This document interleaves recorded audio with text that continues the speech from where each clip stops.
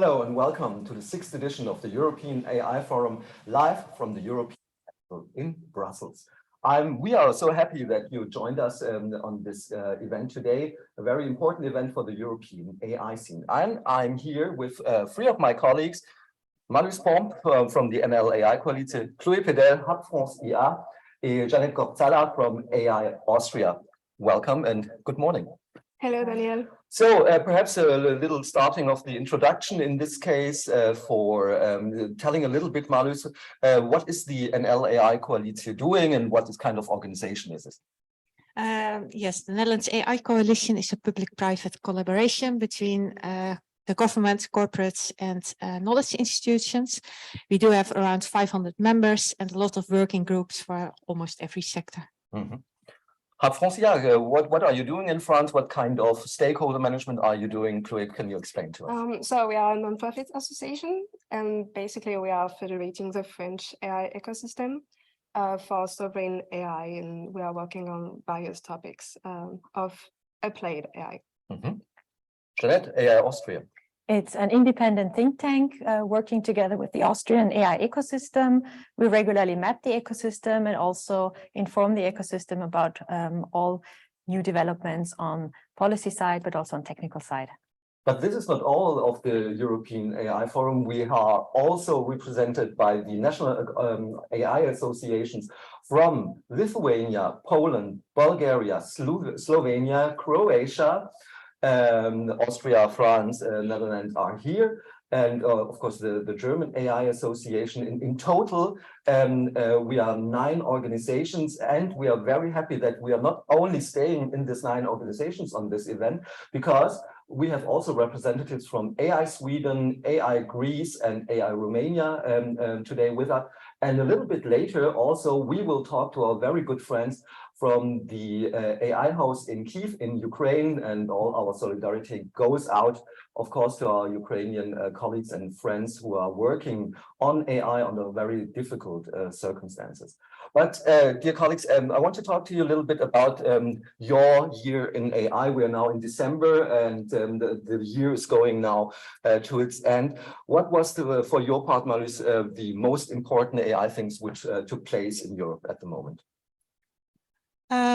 Well, for us in the Netherlands, we started 3 years ago, and we did a lot of work on receiving more national money, investment money, and we have received that. So this year was for us really a year where we could speed up the projects we have started before.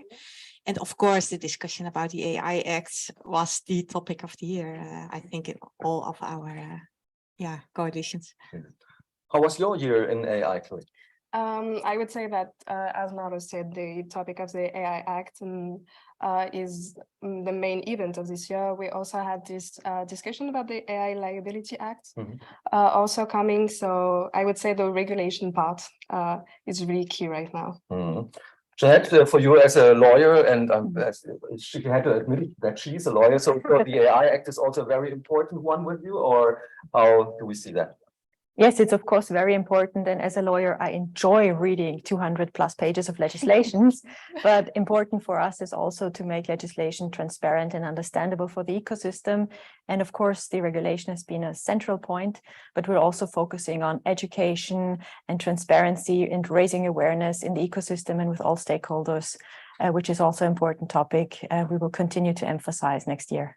So we have someone who likes to read regulations 200 pages long, which is very interesting. But we are very happy that Jeanette is supporting us. And it's of course, also a topic today in this the 6th edition of the European AI Forum. We have a presentation a little bit later about the poll that we did, a pan-European poll about AI regulation and what the AI startups, the main points of driving innovation in Europe, are saying about the AI Act. And also what Chloé, I think, said was, of course, also about the Liability Act, which is one of the main problems or one of the main issues that we face apart from the AI Act. Besides that, we have, of course, a very interesting program with you. We'll talk, of course, about AI and education. we will talk about the economics of AI, and we will also talk about AI and chips. And I don't mean the sour cream ones, because the main ones that also driving, because with no chips there is no AI. And we will have also a discussion about that. Besides that, of course, many interesting video statements, as every time we're doing this. So this is our 6th edition. We can't believe that we are also already that far, and we are so happy that that you join us, and also not live, then of course in the recording at which time you desire, seeing the very interesting part about AI in Europe. So, and now I would say we come to our first video statement.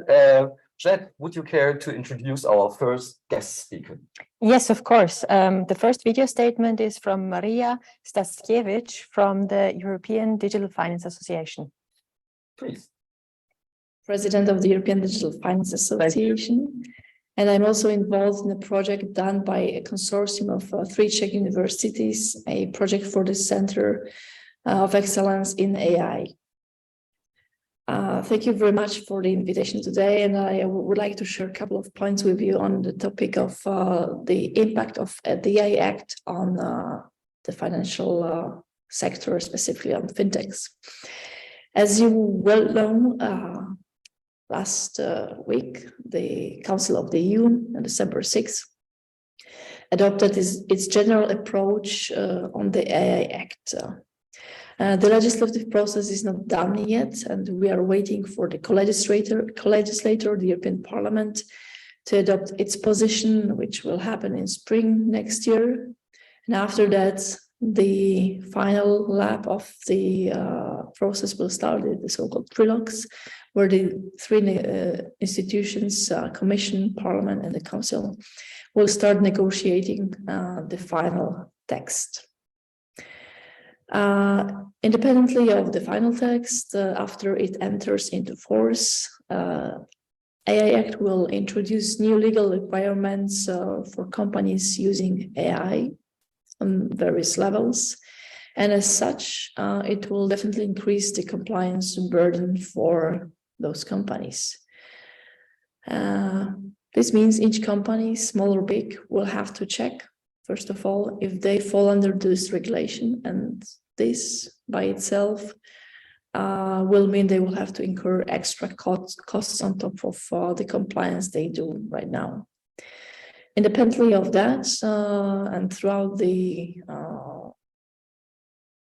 legislative process, businesses, especially the smaller ones, including fintechs, have raised 2 questions. The first being whether we really need a horizontal regulation of the technology in a situation where the EU consumers and citizens are already well protected by existing general rules, such as those enclosed in the Charter of Fundamental Rights, or rules enclosed in sectoral regulation, especially in the case of the financial one, where the regulation is very strict. And the second question pertaining to the AI Act is whether it's not too early at all to regulate emerging technology, especially in the context of the competitiveness of European companies vis-a-vis other players coming from the US, Israel, or China, where so far there's no regulation at this point on AI. And if we create another layer of legislative regulatory burden on especially small and medium-sized enterprises, the question is whether they will this will not kill their competitiveness and will not force them either to close or to change their location and leave EU for other destinations like US or Israel. Specifically on the points of importance and negative impact that are contained in the general approach, which of course is not the final text, are two. The first is the inclusion of general purpose AI into the AI Act. It wasn't part of the initial text done by the Commission. However, throughout the legislative process, the proposal was enriched by the idea to include general purpose AI systems, GPAI, into AI Act, which by itself defies the logic of the risk-based approach of the AI Act, and as I said, the Commission own drafting. This may cause European companies in Europe as such to be cut off from systems that utilize general purpose AI in high-risk areas, and will definitely result in a very differentiated market for various AI products. And we don't know how the regulation of general purpose AI systems will affect, for example, open source solutions. And another problem with that is that the AI Act says that general purpose AI should be regulated, but it gives the European Commission an immense power by saying that the list of the requirements that the general purpose AI systems should comply with will be developed by the European Commission within a year and a half after the Act enters into force. This is a very huge responsibility that most likely will be put into the Commission's hands, and the question rises if it should be the Commission and not again the Council and the European Parliament to decide on that. The second problem with the general approach adopted by Council is the high-risk classification that will face the biggest regulatory burden. Despite numerous engagements from businesses, small and big, the Council position still leaves a very wide scope of high-risk categories, which are overlapping and capturing many areas which are already comprehensively regulated by existing laws.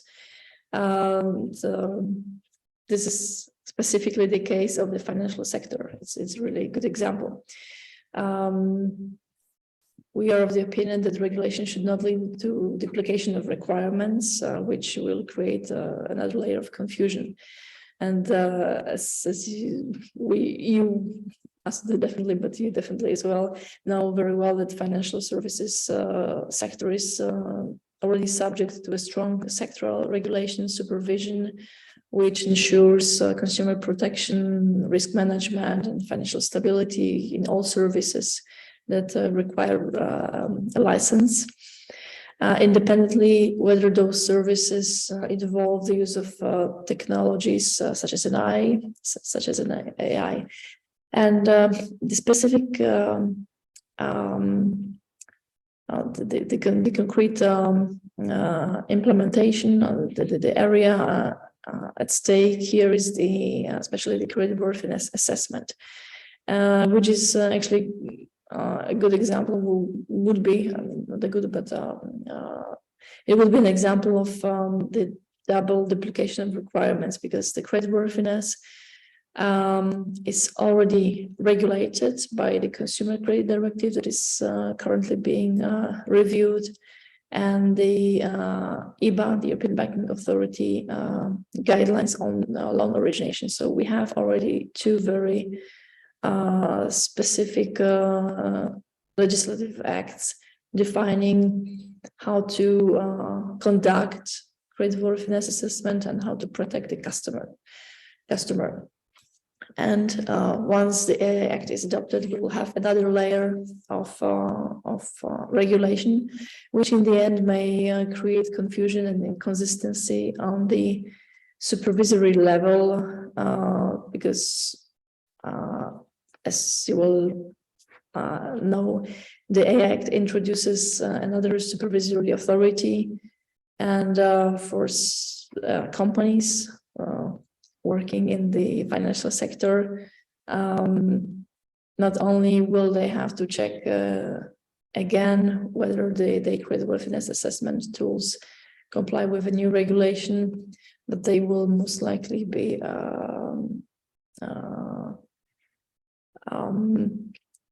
dependent on yet another authority interpreting the rules. The legislative process of adopting AI Act is still not done, so we may still see significant changes coming, and that's why the community, the fintech one definitely, but everyone, every company that is implementing AI should definitely focus on the current text, should see how this will impact their business models. And we are of the opinion that despite the train has already left, that we should definitely once again get involved with the legislators and try to make them understand the specificities of each sector and the burden that yet another act may bring, especially on the small and medium-sized enterprises. Thank you.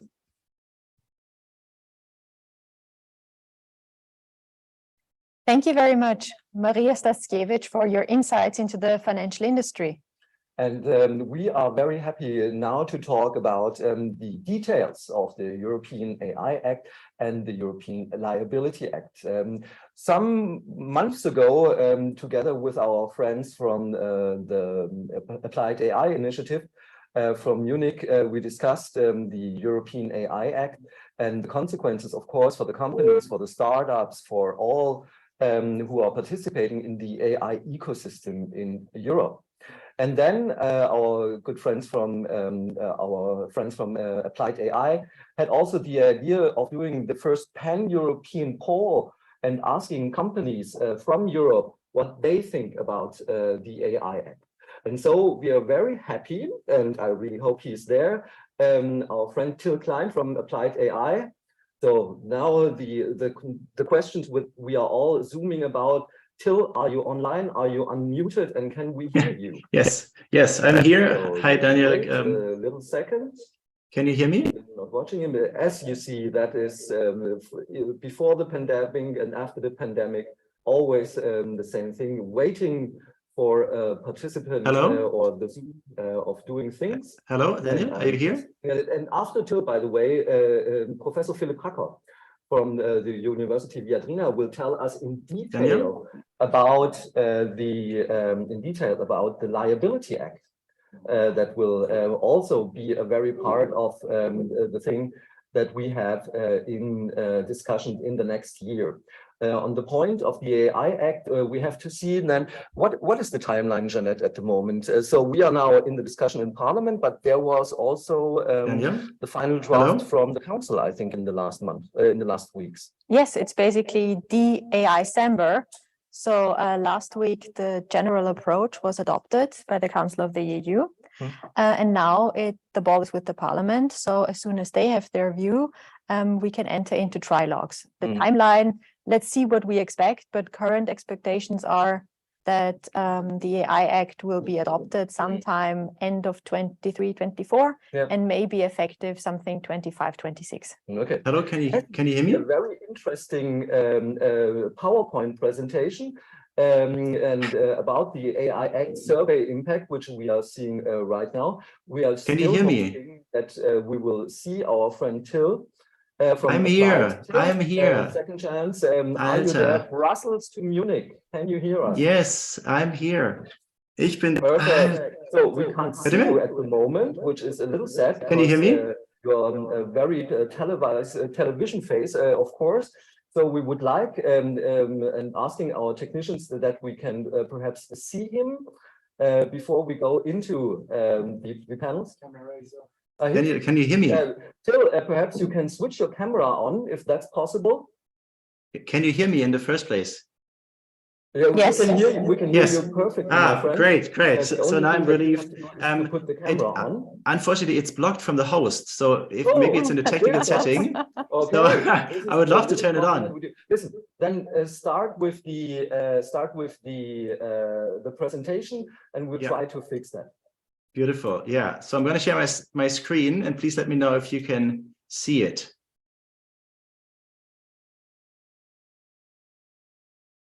It's coming. Beautiful. Of presentation, we see in F5. Yes, perfect. Yes, here we go. Now we're there. So thank you so much, Daniel, for having me. My name is Klein. I'm the team lead for Trustworthy AI at the appliedAI initiative. And I'm very, very happy to be here today to talk about some of the findings from our AI Act impact survey. We just heard there's lots of discussions about finding out what the implications are going to be. And we wanted to just go a bit further and try to actually ask the ecosystem, ask everyone what impact is anticipated. So we conducted a survey. We did this together with our European partners, with Hub France, AI Austria, KI Bundesverband, AI Croatia, AI Poland, and AI Sweden together. Because it is a European challenge, so we felt there's a need also for a European response to that very question. Now, today I'm going to only share a couple of the findings, but you can download the full survey and full report from our website, from the partners' websites. It's been circulated on social media, so you can look it up in your own time as well. Checking my video now. It's actually my video is working as well. Beautiful. Good seeing you, everyone. Hello. Starting off with kind of some of the overarching goals that we all stand behind as the participating organizations. There's the notion of competitiveness. So we understand AI is a very strategic asset of our nations. This is all what we want to drive for, what we want to make a reality. So we should not forget this notion of competitiveness. It's very important also in the context of staying sovereign and independent in the geopolitical context. There's this notion of trustworthiness that we all support as well. We all believe it's important to have AI developed under according to European values to meet high quality standards as well. After all, we're all European citizens, so it will affect us all. It's very important that we uphold and really build trustworthy AI solutions. At the same time, we want to acknowledge that there is a global race. We need to be fast, we need to accelerate, and we should not be the ones walking behind. This is an overview. Again, I won't touch on all of them, but basically in a nutshell, so what did we do? We actually asked two types of target groups. We, on the one side, spoke to AI startups, or had a questionnaire for them, but also to venture capital firms. We made an assessment about high-risk AI systems and to what extent they're actually there, like how many can we expect and what does it mean for AI innovation and competitiveness. We dived a bit deeper into the consequences of working with those AI systems in the high-risk area, both from the VC and also from the startup standpoint. But then also we flipped the perspective to shed some light on the things that we can do to accelerate compliance, and then wrapping up with a couple of policy recommendations. Yeah, starting off with the startup side. So we deployed the survey, as I mentioned, together with all the European initiatives here, and we also have a very nice distribution. We have a total of 113 startups and other AI developers replying to it. You can see here the numbers, how they distribute across the different countries. And we also see a good spread across the different types of AI innovation the ecosystem is working on, ranging from solutions for a specific industry, for instance, healthcare, to like independent technology services, for instance, in video analysis. But then also we see solutions for specific functional areas in the enterprise, such as marketing or finance, all the way then to tools that assist the process of developing AI solutions themselves. So here we see actually activities in all those areas. On the VC side, we also here asked VCs, actually from across Europe as well. We have a total of 15 replies. Not all of the VCs reply to all of the questions. So you see like sometimes the value changing here. But like reflecting on the status quo, there's a mixed picture on how VCs assess the European competitiveness. Some say it's actually quite competitive, or at least somewhat. Others feel it's rather not, or actually hardly competitive on a global scale. I think that resonates a lot with what we also hear in other media outlets. And this kind of is also a bit reflected in the share of their equity that involves AI. Some of them actually have the majority of their investments in the AI space, whereas others actually only have a small fraction of what their investments in AI-related startups. Now, starting off with this whole question of the high-risk system. So we have seen it's a very important one. It's very central when it comes to understanding the burden for the ecosystem. And here we simply asked, well, if you're a startup, then to consider your flagship use case and try to make an assessment if it would fall into the high-risk category or in any of the other risk classes. And you see the distribution here. And it turns out that actually nearly 33 of the respondents believe their use case could be a high-risk use case, be it Annex 2 or Annex 3, and another 15% are not sure. So that means we have a range of 33 to 50% of the use cases or startups that could fall into the high-risk category, which is actually quite alarming when you compare this with the numbers from the impact assessment from the European Commission, where the estimation was about something around 5 to 15%. So we have times X what is expected, and this is really important because we know that most of the requirements are actually only meeting high-risk use cases. So if it's times X, the high-risk use cases is also times X, the cost associated with that. We had a bit of a closer look into like what does it mean, firstly starting on the use case level, when a startup is facing high-risk requirements as those outlined in Chapter 2. And we asked them to rate how easy or difficult it is to meet those requirements. We see kind of a bit of a spread here as well. And it's particularly data governance and risk management, which I see particularly difficult from the startups. Things like technical documentation I see not as difficult, but it's also worth noting that actually hardly anything is rated particularly easy. And since those high-risk requirements really affect the use case, and they're also partially quite technical, it seems like here we can expect actually a rising complexity that everyone who's developing AI, be it a startup, being an enterprise, is going to face, just making it a bit more difficult to actually get your high-risk system to be compliant.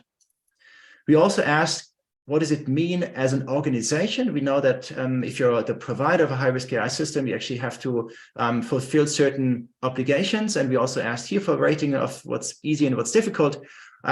Again, a mixed picture, but what turns out to be particularly difficult from a startup standpoint is everything related to placing the system on the market, right? So we have number one here is conducting the conformity assessment before putting it on the market, implementing corrective action if there's a non-conformity after placing it on the market, like this whole notion of market surveillance, but then also things like collaborating with the competent authorities. And I mean, we can only kind of now interpret what this like could mean or where it might come from. But when you compare startups with established enterprises, then startups, particularly in the AI space, they are rather new to the market, and maybe they have not been subject to any other union regulation before. So simply, maybe they haven't done any conformity assessments in the past.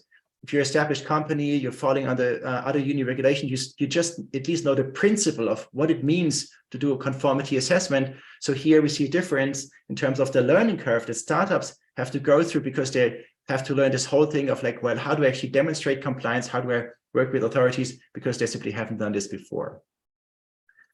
The cost of compliance is a highly debated topic as well. Here we ask startups what they anticipate looking now at the requirements as they stand. Here it seems that actually the assumption from the impact assessment is not too far off, right? So we're looking here at a setting for the impact assessment is distinguishing between companies having an existing quality management system versus those that don't, and the effort needed to have one use case to be compliant, right? And here the range is between 160,000 and 330,000, and we see most of the numbers that we received is actually in this range. A few estimates are a bit higher as well.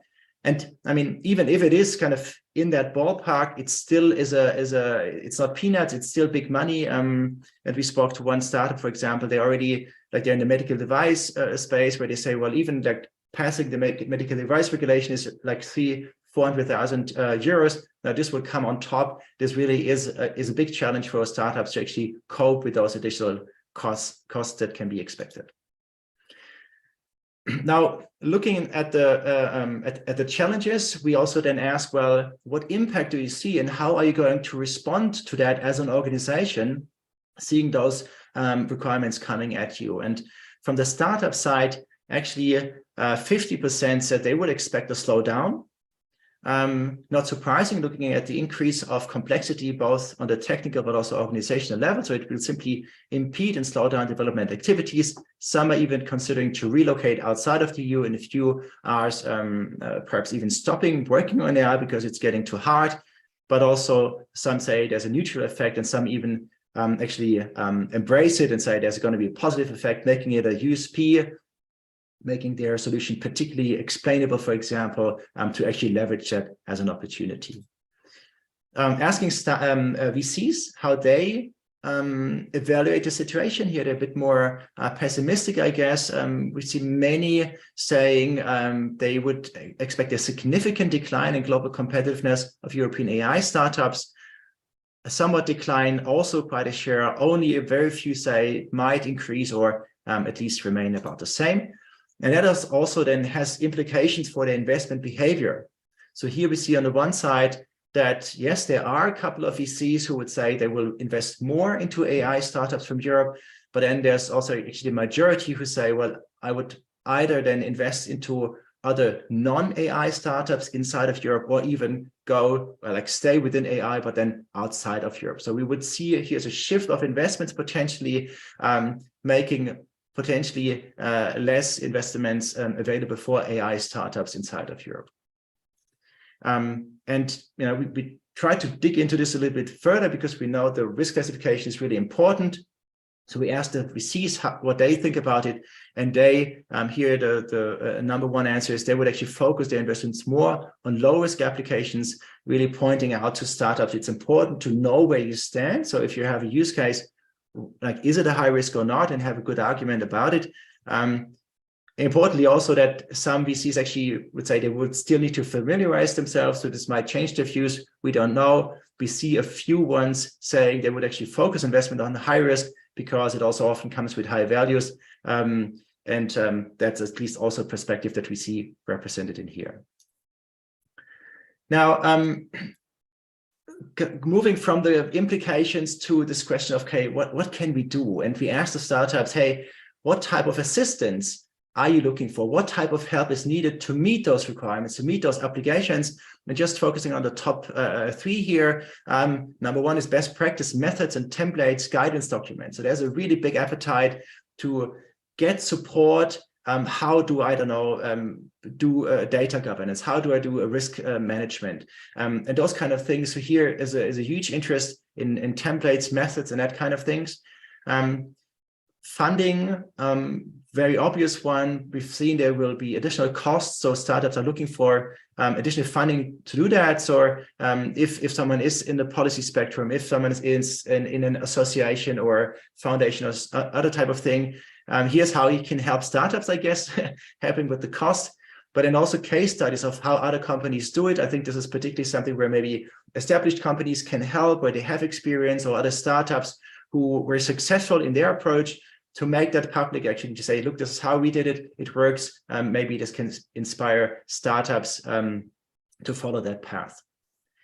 I'm going to wrap up now with a couple of recommendations. This is actually from VCs to startups. So we asked the VCs what would they recommend to startups. I think this can be quite interesting if there are maybe some AI startups here on the call as well. So the VCs actually say, well, they would recommend the startups to prepare their Q&A for what the AI Act is going to do to their business. So it's important as a startup to be familiar with the regulation, to know are you high risk or not, and to show to the investors, to the potential investors, how you're going to navigate through that space. I think that gives confidence to the investors. Another point here was to potentially avoid high risk in the first place. We've seen there's more interest in investing in low risk, but then really to consider the compliance aspect from the beginning, but also to see it as an opportunity to think about solutions to monitor AI, to help others to become compliant. There's ideas about maybe this whole compliance challenge creates unknown opportunities, creating a new market that can be also addressed by startups. And others really say, look, keep on building. If there's enough utility, then you can overcome this. And I think we see this in other areas, like in the medical device spectrum. A defibrillator is certainly very high risk, but it also creates a lot of value. The last slide, these are kind of our main takeaways for the policymakers, those involved in the negotiations. We really advocate for keeping European competitive in the center of the discussions. We've seen lot of kind of competitiveness is here at stake. It's important to keep that in sight. It's important to reduce the number of high-risk cases. We've seen we go way beyond the assumption. We need to adjust the risk criteria to get closer to what was anticipated. We didn't mention general purpose AI just now, but we see many startups fall into this potentially as well, and they have different capabilities of meeting the requirements, foresee bottlenecks, particularly when it comes to conformity assessments, and also really go strong on boosting innovation under the regulations, be it with regulatory sandboxes or adjusting the coordinated plan to reflect the things that startups are looking for. We've seen this in the survey very vividly. Just for the sake of completeness, I know we're on time. It's important to acknowledge this is only a sample of the startups, so there's more, and we didn't control for proficiency. So we've seen some startups being very knowledgeable about the regulations. Others just have heard about it. We simply don't know. And again, big thanks to all the participating AI initiatives. So big high five here. Thanks a lot. It was really great collaboration. And if you have any questions, feel free to approach us. You can download the study, the reports and slides, but you also find it on social media and on the websites of all the participating initiatives. Thank you very much. Thank you. The thanks go back to you. We know how many hours, days and weeks you put in to finalizing this report, you and all your colleagues from appliedAI. And we are very happy. This is the first pan-European AI survey with AI companies from Europe. No US, no China tech, anything like that. This is a purely European thing that we did. And we are very happy to do this with many members of the European AI Forum in coordination with our friends from appliedAI. And for this case, we once again thank you very much. So there's not only the AI Act, there's also the AI Liability Act. So for non-lawyers, it is perhaps not so easy to understand, but we have a very good expert on this field. And it's Professor Philipp Hacker from the University Viadrina in Frankfurt-Oder, I think, if my geography lessons were good. And Philipp, very nice that you're here. And we are really looking forward to explain to us for the next 15 to 20 minutes what the AI Liability Act is and in which case it corresponds to the AI Act. The floor is yours.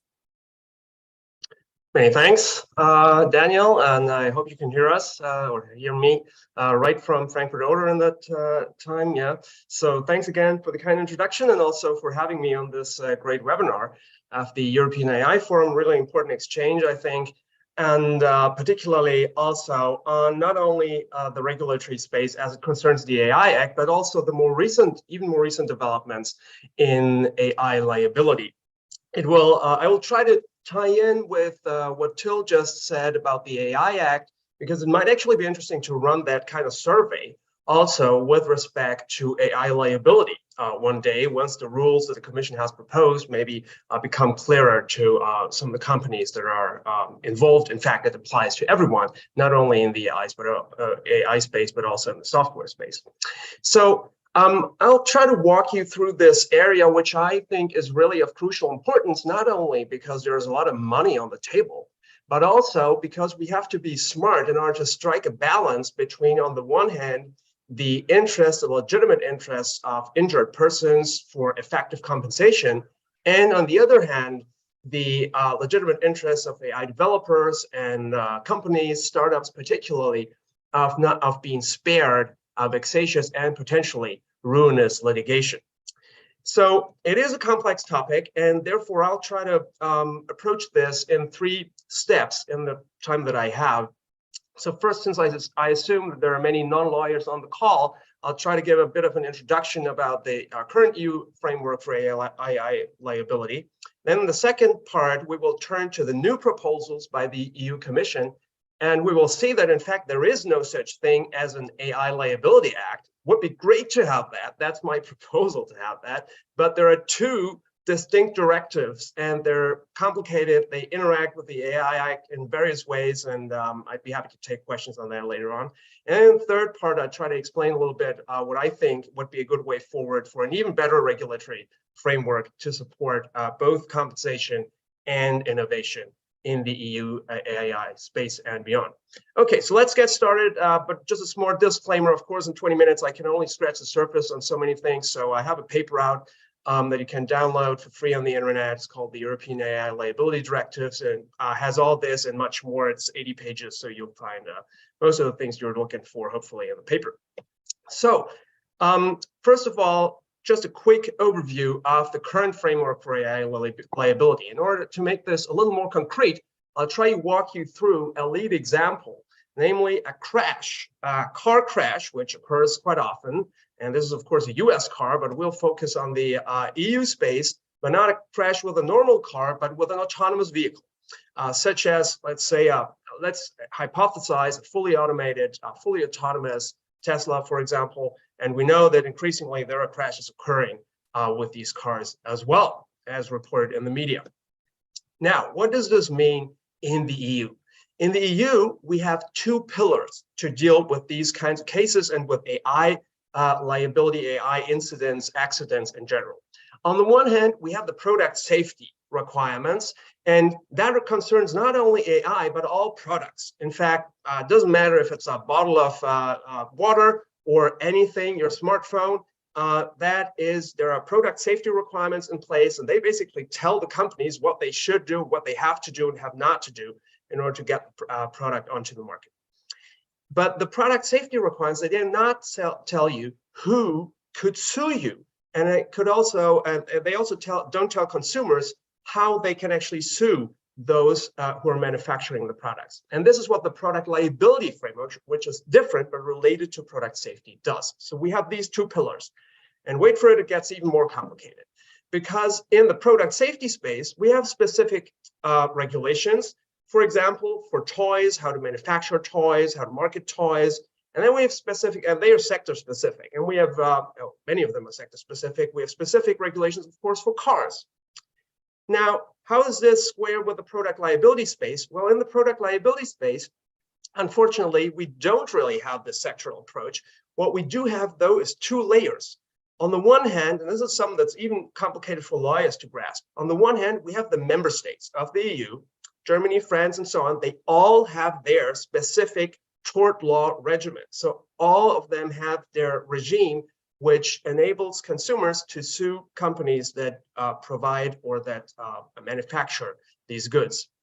And then we have a second layer, and that's the European layer. And the European layer, since 1985, has had a product liability directive, which spells out a pan-European harmonized liability regime also for manufacturers.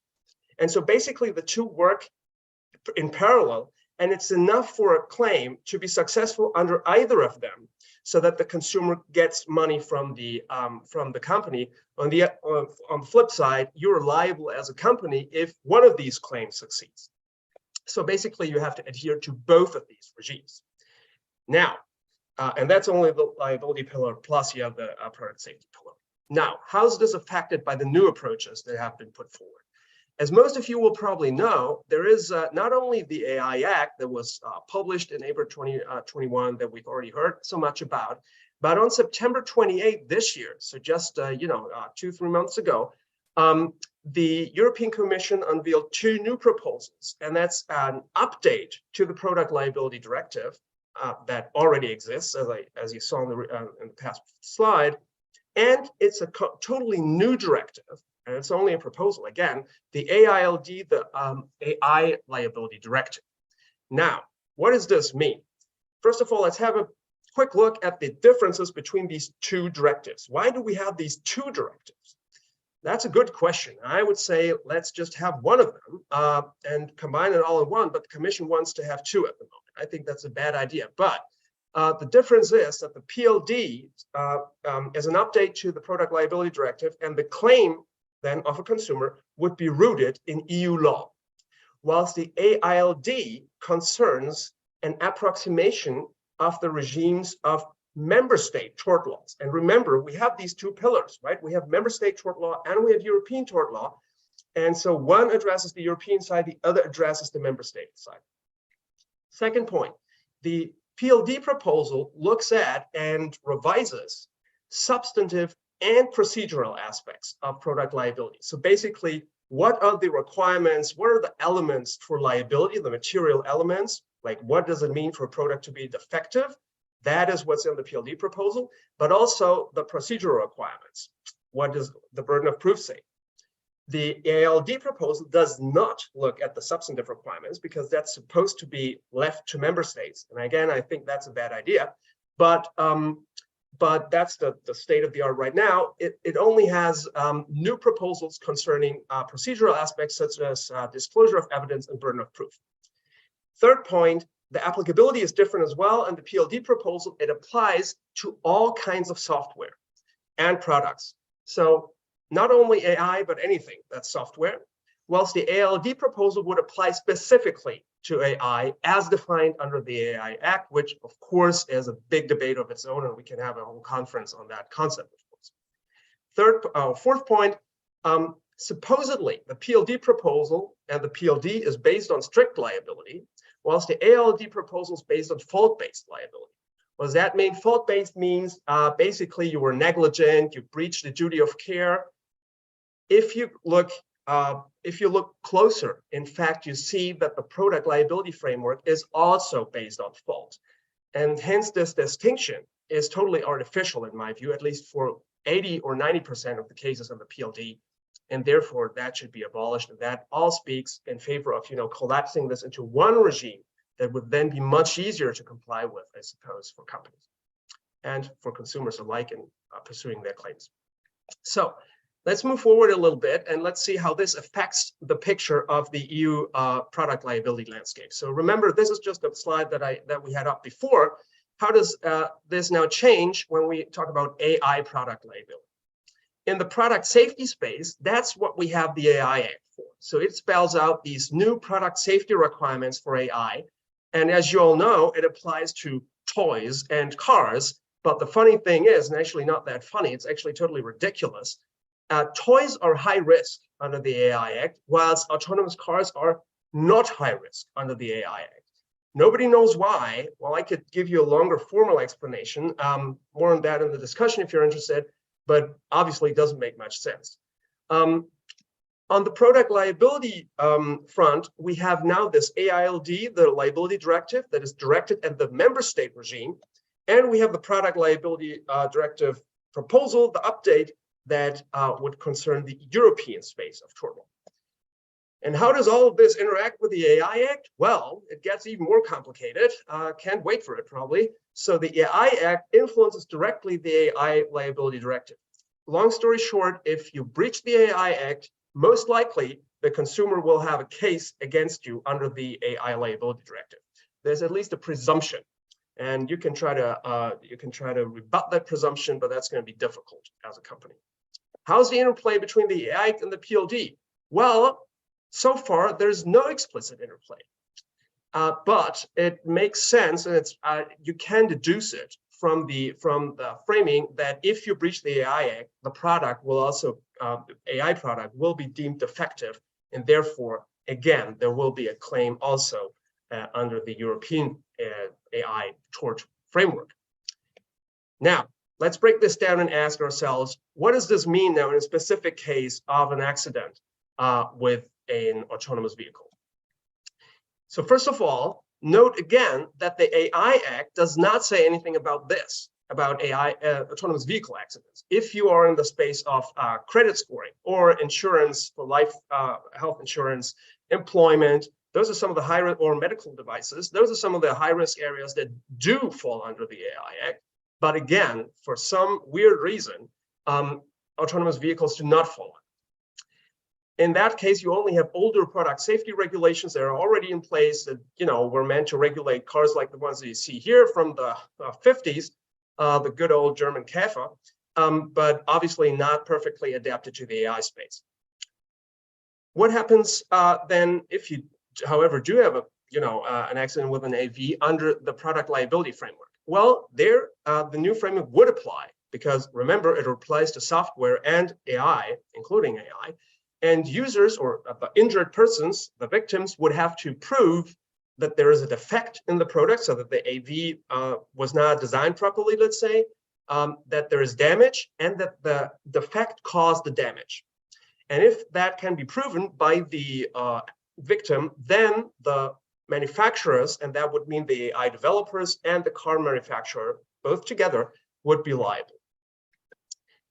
How about member state tort law? Well, usually we have in the space of AVs, of course, we have specific rules for drivers and owners of cars who are liable. But say the victim does not want to sue the driver or the owner because they don't have any money, but rather the companies that were developing the autonomous vehicle. Well, there again, the AI providers, and that means the developers and the manufacturers, they're liable if the victim can show fault, so that there was a breach of a duty of care in the construction of the AI device, the AI system, that led to an incorrect AI output that then led to damage, and also needs to show causality through all of this, which of course makes it a bit more complicated for the victim. Now, what are some problems here with this setup? Well, first of all, legal certainty is a big problem. We have these two directives, they interact somehow with the AI Acts, all very complicated, even for lawyers like myself to get through all of this. Oops, sorry. So certainly we need more legal certainty and rules supporting innovation, I think. More on this in the final part of my talk. There's also questions that are interesting for lawyers specifically, but then also indirectly will very much influence the kind of the duties that and the compliance obligations that companies face. Namely, what does it mean for an AI system to be defective or to be at fault for a person designing an AI system in the first place? What does that mean? I cannot go into detail here due to time constraints, but you find more of this about this in the paper and more about it in the Q&A if you'd like. And finally, there's of course from the other side, from the consumer side, there's a problem of enforcement, because you've seen all of the different elements that the consumers needs to prove. And here, defect and fault and causal links, that's going to be awesomely difficult for all of the consumers to actually prove this. And hence, I believe that the Commission actually looked at mainly this enforcement aspect and tried to design then the AI Liability Directive and the PLD to address this problem primarily. So what they did is that they designed a couple of presumptions, and those concern the different elements that I try to put up here. And the first one, of course, would be fault, and fault can be presumed under the AILD if under certain circumstances, basically there is a claim also or a right for consumers to get access to all kinds of information, for evidence to be disclosed if they need that evidence from the companies in order to build their case. If they have a plausible case, but to prove their case, they can get evidence, like a bit like in the US, this pretrial discovery. There are differences, but it's more of a nuanced thing. And if the company does not reply to this request for data, then it is presumed that the company was at fault. And additionally, there's this Article 4, which then spells out presumptions for the causality between fault and the AI output. And interestingly, this is where the AI Act comes in. So if you breach the AI Act, then Article 4 kicks in and says, well, now there's a presumption that fault, if fault can be proven, also also led to the incorrect AI output. So this requirement, basically this causal link is then presumed, and you can rebut it as a company if you show, based on the data set, for example, that this fault did not cause the incorrect AI output. So for example, if you trained your material, if you trained your car on bad training data, right, that would be a fault. And then the consumer would have to show that this actually caused the accident, because in this edge case, some of the car did not recognize wherever the truck that was coming. And that's difficult for the consumer to do, of course, because you would have to show as a consumer that had the AI been trained with the correct training data, it would have recognized the truck in this situation. And that's incredibly difficult to do. And that's why this causal link is then presumed. And all you can do as a company is basically retrain your model with a good data set and show that even with this good data set, it would not have recognized the truck because, I don't know, something weird happened and it wouldn't have recognized it, even if you undertook best efforts. What about the PLD? Well, there's a presumption also even for the defectiveness of the product. And this, again, in my view, includes a breach of the AI Act. So if the AI Act is breached, basically there is probably a presumption of fault, and there's also a presumption of defect under the PLD. In addition, also defect is presumed if there was an obvious malfunction of the AI system. Nobody really knows what that is, but well, courts will have to tell. So moving on a little bit, I'll just leave you with this a bit complex picture to show you also the complexity of all of this. And you can imagine how many hours of lawyerly advice and fees companies will have to pay in order to make sense of this. Now, what do I think would be an improvement on these solutions, on these proposals? And that's going to be like the last 2 or 3 minutes of my talk. So first of all, I think we should scrap this distinction between the AI liability directive and the product liability directive. It's just too complicated. It doesn't make sense. It doesn't work.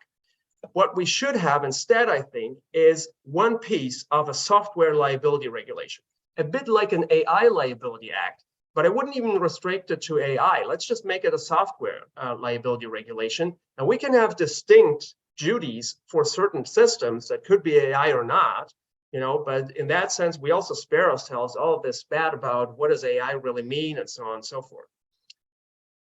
And that should be part, I think, of the PLD update. And we should also conceive it as a regulation and not as a directive, because if you have a directive, this means that in the end, there's going to be 28 different versions of this floating around in the European legal space, because every member state then has their own transposition of these directives. So I think that doesn't make sense from a coherence perspective, and also not from an innovation perspective.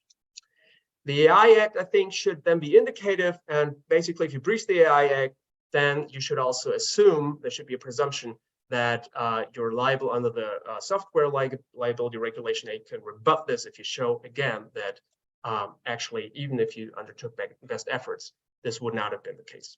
The accident would have occurred. What about innovation more specifically? Well, I think that the long-term goal should be to align the AI Act fully with the liability rules, so that companies only have to look at one set of rules, basically the AI Act, and not additional rules due to AI liability regulation. That would reduce costs for everybody, even for consumers. It would be much easier because they or their legal counsel would only have to look at one specific document, one specific act. But unfortunately, that's currently not the case.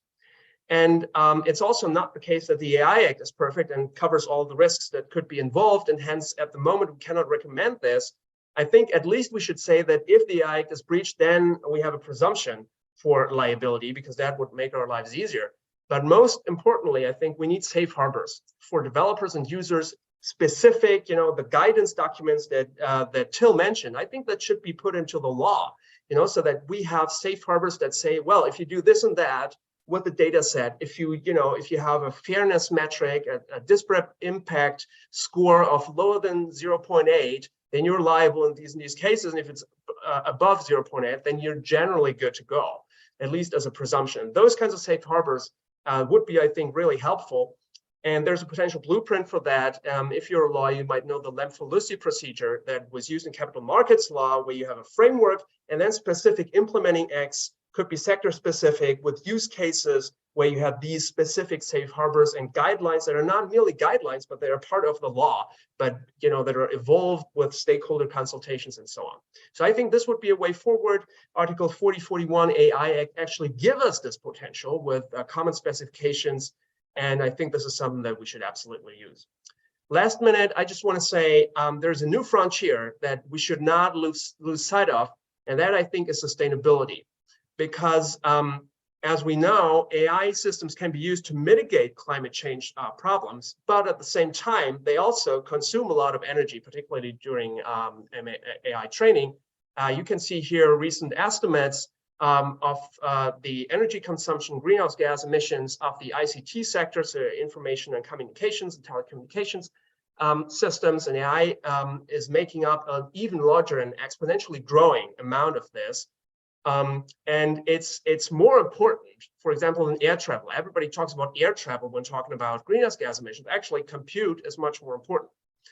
And hence, I think that this is something that is currently not addressed at all. It's a blind spot in the AI regulation. And in closing, I just want to make two suggestions for future discussion. I think in the AI Act, in the future iteration of that, or in the final version, we should have something like a sustainability impact assessment that takes greenhouse gas emissions off a model as a factor. For example, if you compare different model types, you could say, well, they both perform almost equally, but one of them has a much better carbon footprint. So you're supposed to, or even required to take the one with a better carbon footprint. And the second thing is, if you don't do that, or if you fail to do this sustainability impact assessment correctly, I think there should be a new category of sustainable design defects under the PLD, because I think the sustainability development and the climate emergency that we're facing is really an all hands on deck problem. If we don't solve this, our civilization is basically doomed. And I think everybody and every industry, including the AI space, should try to make an effort to meet that challenge, particularly also, of course, with smart solutions for smart grids and all the things that are already being developed in the AI space that are great for improving systems to be climate resilient and to make better modeling and climate change mitigation possible. Okay, so here are my conclusions. I just leave this up for a second to thank you all for your attention. I'm really looking forward to the discussion and also to the future talks, particularly also, if I see this correctly, live input from Ukraine coming up next. So many thanks for listening in, and feel free to reach out. You find me on the internet or on social media if you have a question. Many thanks for having me. Thank you very much, Professor Hacker, for this deep dive into AI liability and also for touching upon the aspect of sustainability that is unfortunately often overlooked. I think or believe the audience highly appreciates also the graphic visualization of how liability shall be regulated, considering the complex design. For everyone that is not a law aficionado, maybe one question, how can entrepreneurs prepare if the liability regime is introduced as planned currently with the new PLD and the AI liability directive? Well, that's a good question. Probably the number one answer would be hire a lawyer. If you don't want to or cannot do that, you can call me. That's just a joke. You can send me an email. But what I would do seriously is I think that particularly in enforcement, and also if you're in a court case, those people, they're human beings like you and me, and they are not probably going to be AI professionals, right? So they have, very little idea about what this means. So what you're supposed to do is document all of your choices, which you have to do under the AI Act anyways. But even if you're not a high-risk startup, document it so that later on you can show, well, this is what we did, and document the reasons, and say, document, this is why we chose this kind of model, not the other one, so that you can explain it to somebody else. And you have to engage in best efforts, like honest best efforts to avoid accidents. And this is going to be appreciated. Of course, the best thing is for an accident not even to happen, because once the claim is started, it might be the fact that a company is just killed. If it's venture back, investors might just shy away from it. So of course, try to design it in your own interest in a way that you avoid accidents. But if an accident happens, judges will look at that. They will ask you, what did you do to prevent it? Can you show me? Not just tell me, show me what you did. And so you need the documents. If you're then able to say, well, you know, we had these two models and this one was just better on this and this one was better on the whatever, false positive, false negatives, and we chose this one because, then I think judges will know that you did something, that you were not negligent, that you were not out of your mind just looking for profits, but make a case that you were looking really after the consumer as well. And in that case, I think that's your best bet in avoiding liability. Anything else? Before a court, it's always as on a ship, you're in God's hands, as we say in the law. So, I mean, yeah, I guess at some point you'll have to hire a lawyer. Thank you. Thank you. Philipp from the University Viadrina in Frankfurt was really great, very detailed, and I hope in all the rewatches and reviews of this forum of the European AI Forum, we can learn about the Liability Act. And thank you so much for your detailed input. So, guys, we are now switching from Frankfurt to our very good friends in Ukraine. From the AI house in Kyiv, we have very good established relations with our friends in Ukraine and all the solidarity since even before the assault took place from Russia to Ukraine, and we are standing firmly in our solidarity also as European AI Association, all of us, with the AI house in Kyiv. And I'm really hoping that our good friend Bogdan Ponomar from the AI house in Kyiv can hear me and we can see him, hopefully. Bogdan, are you there? Hey, Daniel. Hey, everyone. Hi, colleagues. Yes, I'm here. Thank you very much. You're here, my friend. So I wanted to ask you, so at the moment, what are the possibilities of the Ukrainian AI scene at the moment? Are you supporting or helping your government technically? And what are the possibilities of businesses who wants to associate with you? Yeah, thank you, Daniel, for the question. Yeah, I can give you like a wider view of what is going on. So in general, like, first of all, it's a great honor to speak to you today as the leader of AI House, a community of AI enthusiasts and professionals in Ukraine. Yeah, so in general, like, despite the ongoing war with Russia, we have continued to host lectures and events, even in bomb shelters. Like I remember just 3 weeks ago during the air raid siren, the electricity went down, but our students asked to continue the lecture, and the only light in the room came from screens of their laptops. So in general, we continue to work even harder. And in terms of government and the relations with government, it seems like we are more open for applied AI in general, because like we are 100% ready for any collaboration, for example, for any research, for any tests, etc., etc. We can be a field to test new technologies in general. Yeah, so long story short, we would like to collaborate, we would like to partners with you guys. And of course, the government is ready as well. Well, thank you, and we are so happy that that you're here with us, and also as a kind of associate partner of the European AI Forum, and we are really looking forward incorporating. So tell me, Bogdan, if someone, well, how can I say, can someone who wants to support the Ukrainian AI ecosystem and wants to help, can you reach out via LinkedIn and said, I want to develop something considering AI, perhaps not ChatGPT at the moment, but in the case of, can they get to you personally, and you will move the question on, and the possibility of working for European companies, etc. How could we reach out to you? Yeah, sure. Just in general, at AI House, we has also hosted online lecture with top international AI researchers, including Turing Prize winner Jorge. Like more than 700 ML engineers attended these events, like in autumn.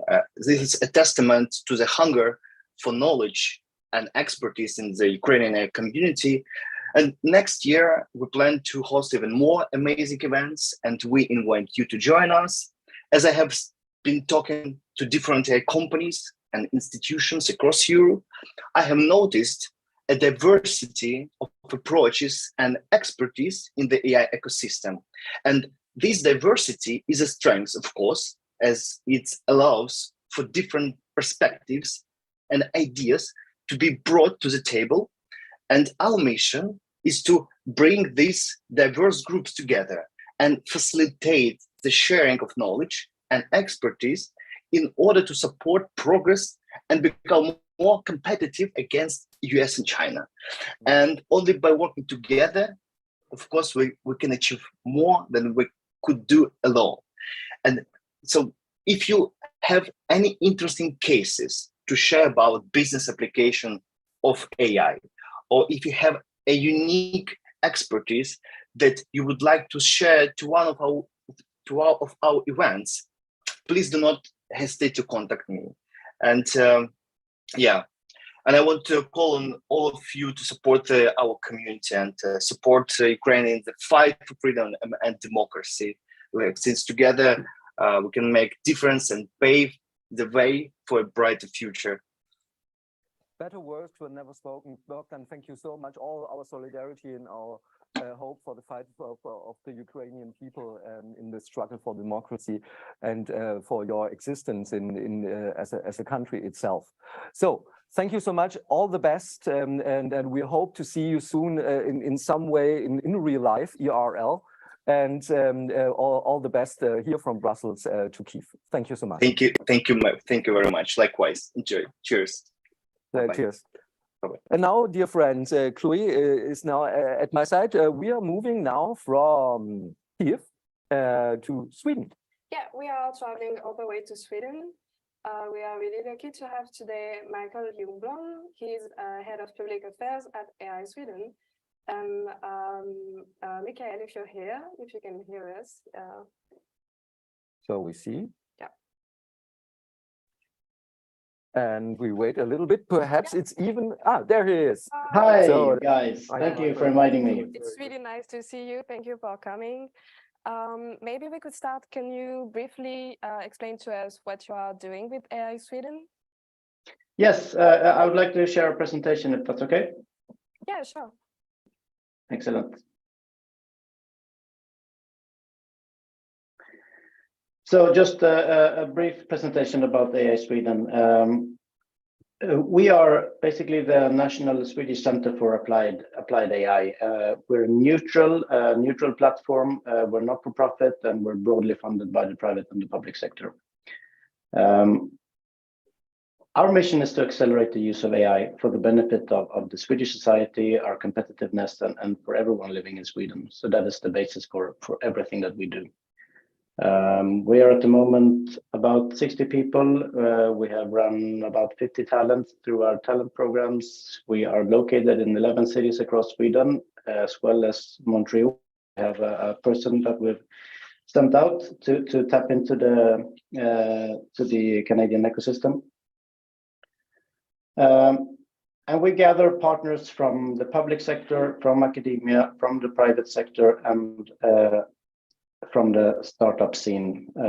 And basically, our partners are key for everything that we do. So we do all the things, all the projects, and every initiative that we do together with partners, but we also do it for them. And this is really, really key. So we gather, we have the Swedish sort of big manufacturing companies. We have a few of the American tech giants, if you will, startups, municipalities, authorities, and academia. And the key way of working for us is to really try to invest together and share with many.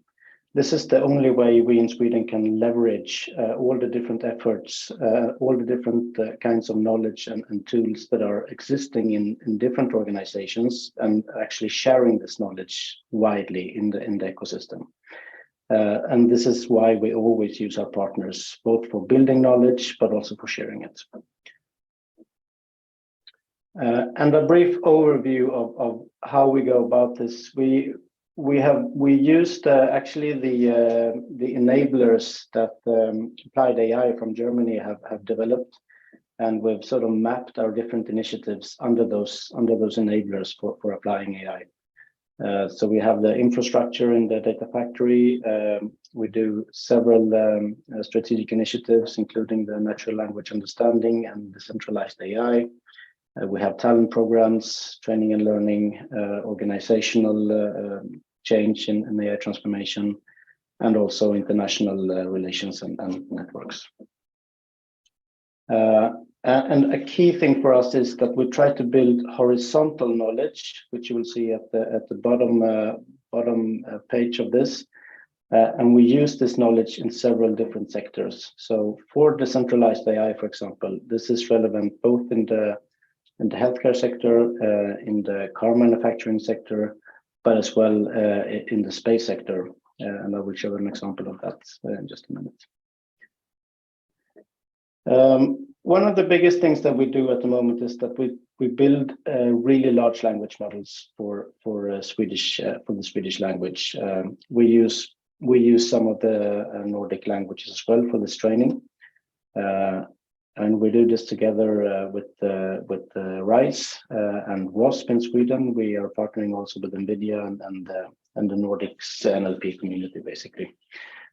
So what we're trying to do is that we're trying to make sure that we in Sweden and Europe have the necessary knowledge, tools, and competence to actually to build and use these kinds of models, and not just leave this for the American big companies. And at the moment, we have just trained a model of 20 billion parameters. This is still small in comparison. The next step would be 40 billion, and then we would be up to 175 billion, and then we would be at the sort of GPT-3 level. So that's the ambition going forward. Final example, we have built up a lab, or the Edge Learning Lab, where we try different techniques on decentralized AI. We have a number of different partners in this, both national and international. And just as an example, we have the first external Phi lab of the European Space Agency is placed in our Edge Learning Lab in Gothenburg, along with researchers and investments. That was it, very briefly, on AI Sweden. Thank you, Mikael. Just one question. The Swedish presidency is coming. Yeah. Do you have any plans for this specific time? The Swedish government is actually organizing a conference on sustainable AI. This will happen on the 2nd and 3rd of May in Gothenburg. And of course, we're providing input, and we have a dialogue with them about this, but that is what they are organizing. And apart from that, we're also organizing what we call a Future of Democracy Summit, which is sort of in the intersection between AI, technological development, and democracy. So that would also happen during the presidency, with a sort of touch of EU in the theme. Yeah, so great plans ahead, a lot of great things coming. I think we have to move forward. Thank you very much for joining us today.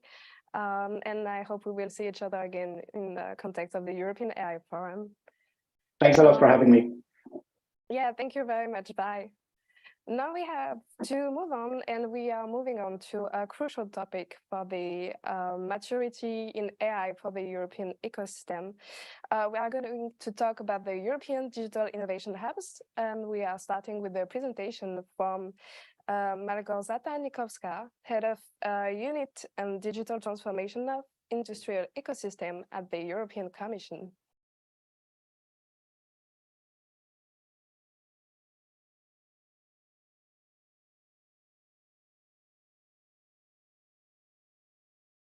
Good morning, everyone. My name is Malgorzata Nikowska. I'm Head of Unit for Digital Transformation of Industrial Ecosystems in DG Connect of the European Commission. And today I'd like to tell you a few words about the European Digital Innovation Hubs network that we are currently setting up. So first, let me start from a general background, namely Digital Decade. It's a policy document of the European Commission that sets out the digital strategy until 2030. And as you can see from this nice picture of a compass, it has 4 cardinal points.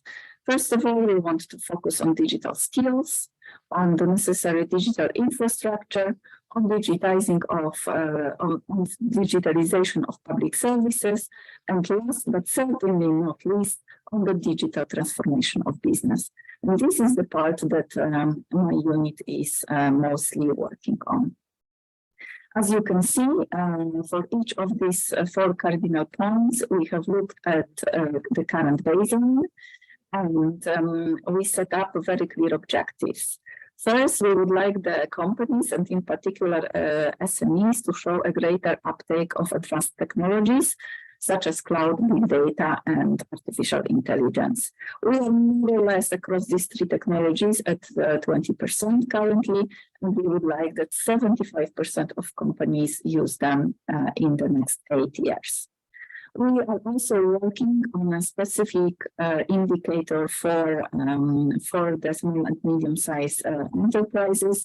We would like to have at least 90% of them to be at basic level of digital intensity.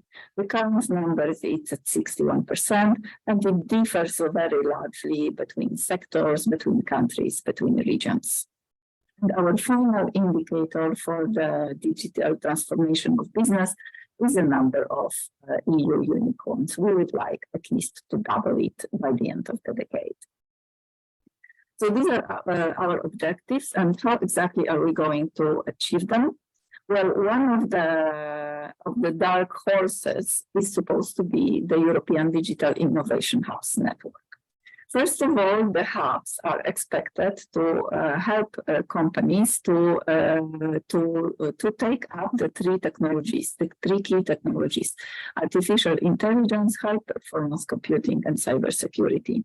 These technologies are complex, access to them is often expensive, and therefore the hubs will support companies in making use and testing them before their decision to invest.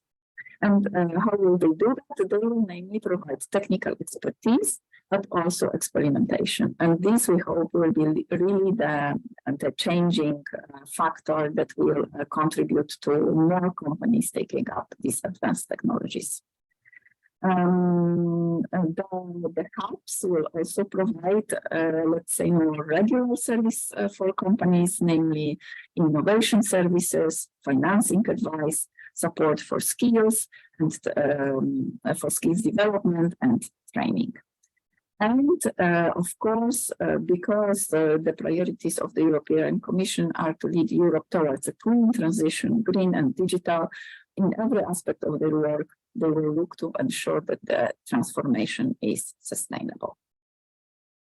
We like to think about the hubs and compare their work a little bit to the Roman Gordianos, who has 2 faces, because the hubs will be spread across Europe. They will be able to cater to the local needs in a given region. They will be speaking the language. They will be knowing. They will know the local rules and regulations, while at the same time they will have the second phase, the European phase. And that will be turned towards the network, where they can learn from each other, but also support each other. So if a given company in an area cannot be supported by a hub in the area, they can help them to reach out to other hubs who might have the services needed. When we look at the network of the hubs, the process of selection was a 2-step one. In the first stage, the member states and other countries, associated countries, were asked to select candidates, and then those candidates submitted their proposals, which were evaluated. Currently, 136 hubs were invited to prepare a grant agreement. We are finalizing the signatures, and most of the grants will start operating in January. Though some have started already this autumn. We are also currently doing a second call, which aimed at completing the network for those countries who still had funding available or which didn't have proposals in the first round. And around 15 hubs should further join the network. What is more, some of the proposals were so good that though they didn't make it for the European funding, they received so-called seal of excellence, which we hope will help them to get either funding from the member states or from other sources. Quite a few member states have already said that they will support at least some of their seal of excellence hubs. The hubs will be supported by Digital Transformation Accelerator, who is a service provider and whose job is to make sure that the network between the hubs is fully operational. If we look at the number of hubs per member states, as you can see, there is quite a few. There is quite a big diversity. Besides the funding that was attributed to a member state, that also depends on the choices made on the size of the hub. The smaller the hub, the more you would have. All in all, let's say the average number is more or less 4, where we have the highest number of member states with this number of hubs, and only 1, 2, 3, 4, 5 member states have 10 or more in their territory. Not surprisingly, these are one of the biggest member states. If we look at the technological coverage, there is absolutely no surprise that artificial intelligence, cybersecurity, and high-performance computing are at the top. Those are their preferred technologies. But the hubs cover a very, very wide range of technologies, including media, big data, robotics. In terms of sectoral coverage, most of the hubs, more than half of the hubs, will support manufacturing and processing, but there are a lot of hubs that will work for healthcare, agriculture, public administration, and energy. And the list is actually much longer, so if you have a company specialized in some small sector, it is probable that there is a hub in Europe that specializes in that sector, even if that won't be the local. The hubs are supported from the Digital Europe program. We finance them 50%. The remaining 50% is up to the member states, but they can be further supported from the Recovery and Resilience Fund or from other EU funding, for example, ERDF. So let me finish here. We are very much looking forward to the network being fully operational, and we hope that it will really make a difference for the European small and medium enterprises and their digital transformation. Thank you very much. Yes, thank you, Malgorzata, for this excellent presentation about the European Digital Innovation Hubs. And thank you for staying with us for the upcoming panel about how SMEs can make use of these hubs, how to educate SMEs and implement AI from a European Digital Innovation Hub perspective. This panel will be led by Piotr Mieczkowski from the Digital Poland Foundation. Piotr, the floor is yours, and please introduce your panelists. Good afternoon, my name is Piotr Mieczkowski. Hello again to European AI Forum. Now we're going to have a small discussion, and the title of the panel is How to Educate SMEs and Implement AI from European Digital Innovation Hub Perspective. Together with me, there are distinguished speakers. Let me start with PhD Anja Barešić, coordinator of EDIH AI4Health. Good afternoon. Good afternoon. Malgorzata Nikowska, head of unit in the European Commission. Good afternoon. Good afternoon. And Andreas Liebl, managing director, appliedAI initiative from Germany. Good afternoon, Andreas. Good afternoon. Hello. So we just seen the presentation from Malgorzata about European Digital Innovation Hub, but Malgorzata, could you elaborate a little bit what the EC is doing, European Commission is doing in order to educate SMEs and help them implement AI, where we are currently, and what's the vision for the next couple of years in terms of artificial intelligence? So the road of the European Digital Innovation Hubs is basically just starting, though it's not a starting from scratch because there have been other structures before, not least Digital Innovation Hub without the European part, and other projects and programs that have been already working on this. What the hubs are doing and what is their kind of special element are two things. One, it's called a digital maturity assessment. So every company can come to the hub and let's say get like an initial screening of where they are in terms of their digital transformation. And after that, the hub will give them advice on where they could go and the technologies and systems that they could use to get better and to improve their score. And in that respect, they can not only give them suggestion on, training to follow or financing to get or specific technologies that could be useful for them to use, but they will also have something called test before invest. So certain technologies will be available there on the spot for the company to test if they would be really useful for them and bring them any added value. And I think this will be our dark horse in the whole operation of getting companies through the digital transformation, because it's very easy to say, yeah, you have to be more digitized, use more this technology, use that technology, and we all look through news, and our internet feeds are full of these magic solutions that can do anything. But with the test before you invest, they will be actually able to test whether the given technology, including but not only artificial intelligence, will work for them. So I personally see it as the biggest element that can bring us the success. But of course, there will be everything else. So they will be able to benefit from training, and they will be able to benefit from expert advice. And that will not be limited to the local hub. They will also be able to reach out to the network. And for example, if a certain hub doesn't have expertise in a given area, they will be able to reach out to others. Having said that, out of the 136 hubs, I think 120 specialize in AI. So we are in pretty good hands. You mentioned 136. So I guess please, reply how many agreements are already signed, and when SMEs, I would say, could apply for such advisory work and this, I would say, run this proof of concept or trials or test before invest. So it's going to be like 2023 or maybe 2024.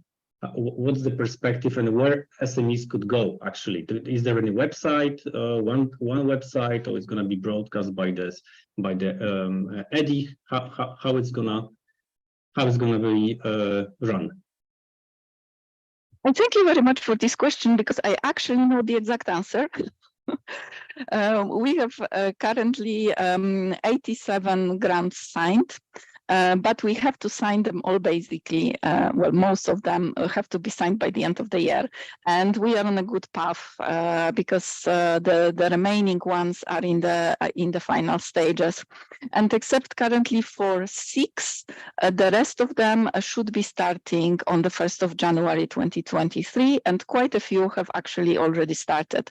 One, I think, even in January, sorry, not in January, let's not exaggerate, in June this year.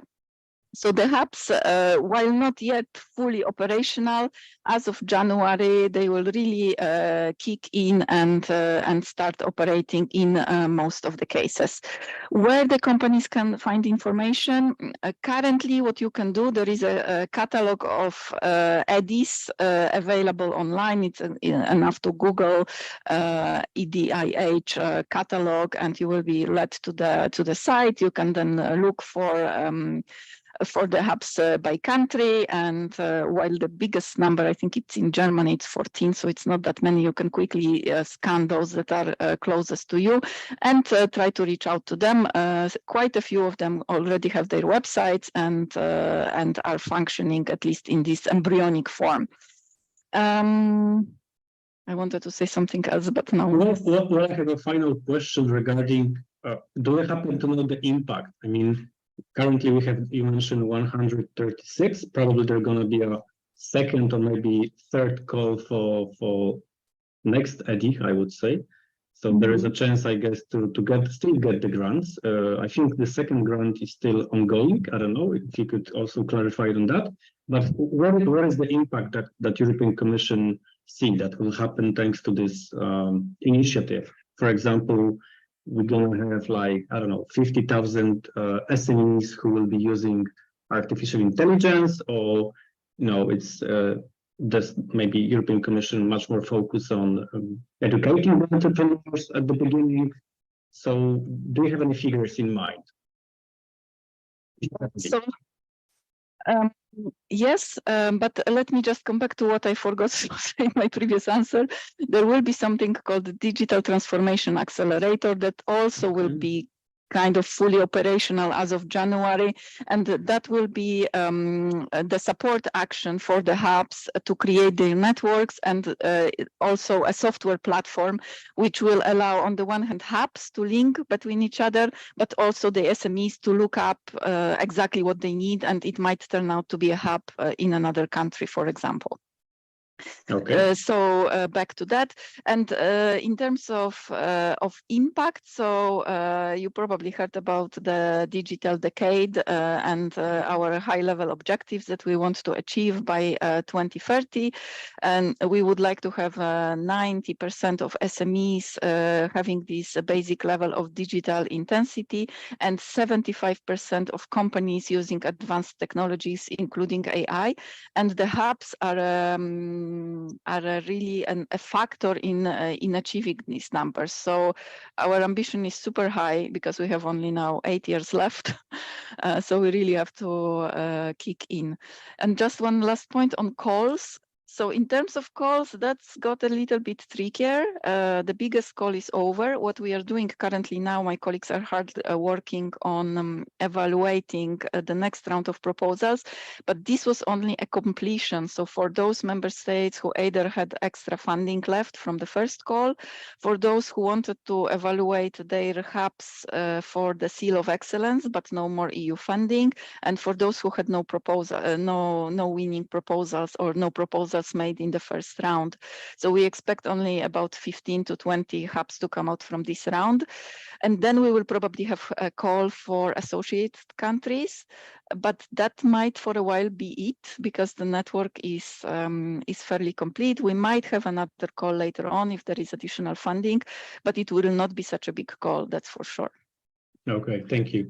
Anja, I mean, you're representing a coordinator of the upcoming, I would say, European Digital Innovation Hub, AI4Health. Could you elaborate on how you plan to educate SMEs and what are your, I would say, action that you plan? What is the landscape in Croatia and I would say maybe the timeline? Will you start work in January and it's like... Yeah, we're one of the big lots starting on the 1st of January. Okay. Yeah, we've signed our grant agreement, I might add as well. So we are one of the very few edicts in Europe that have actually focused almost exclusively on AIs, with just a little bit of touching upon a HPC that is necessary for the AI, and exclusively on healthcare. So if you look at a landscape of AI of edicts around Europe, there's quite a few that touch upon healthcare, but very few are focusing exclusively on healthcare. And the reason why we got in very deep is first because we felt, obviously, we have the expertise. So our consortium is actually fairly large. It's got 16 partners from the entire quadruple helix, including the public sector, the Ministry of Health, including the main healthcare insurance provider for the public health sector in Croatia, including both public and private healthcare institutions, providers, hospitals. And all sorts of other institutions, academia, big technology companies that are providing the infrastructure for the local healthcare sector, and the other partners providing know-how on managing the projects, on acceleration, etc.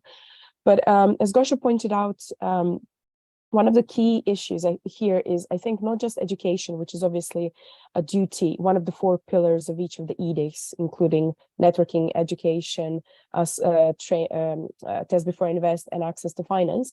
But I think the key thing that edicts bring on the table is this education through testing. Because the kind of academic education is already out there, right? AI education is something that's been growing for probably the last decade.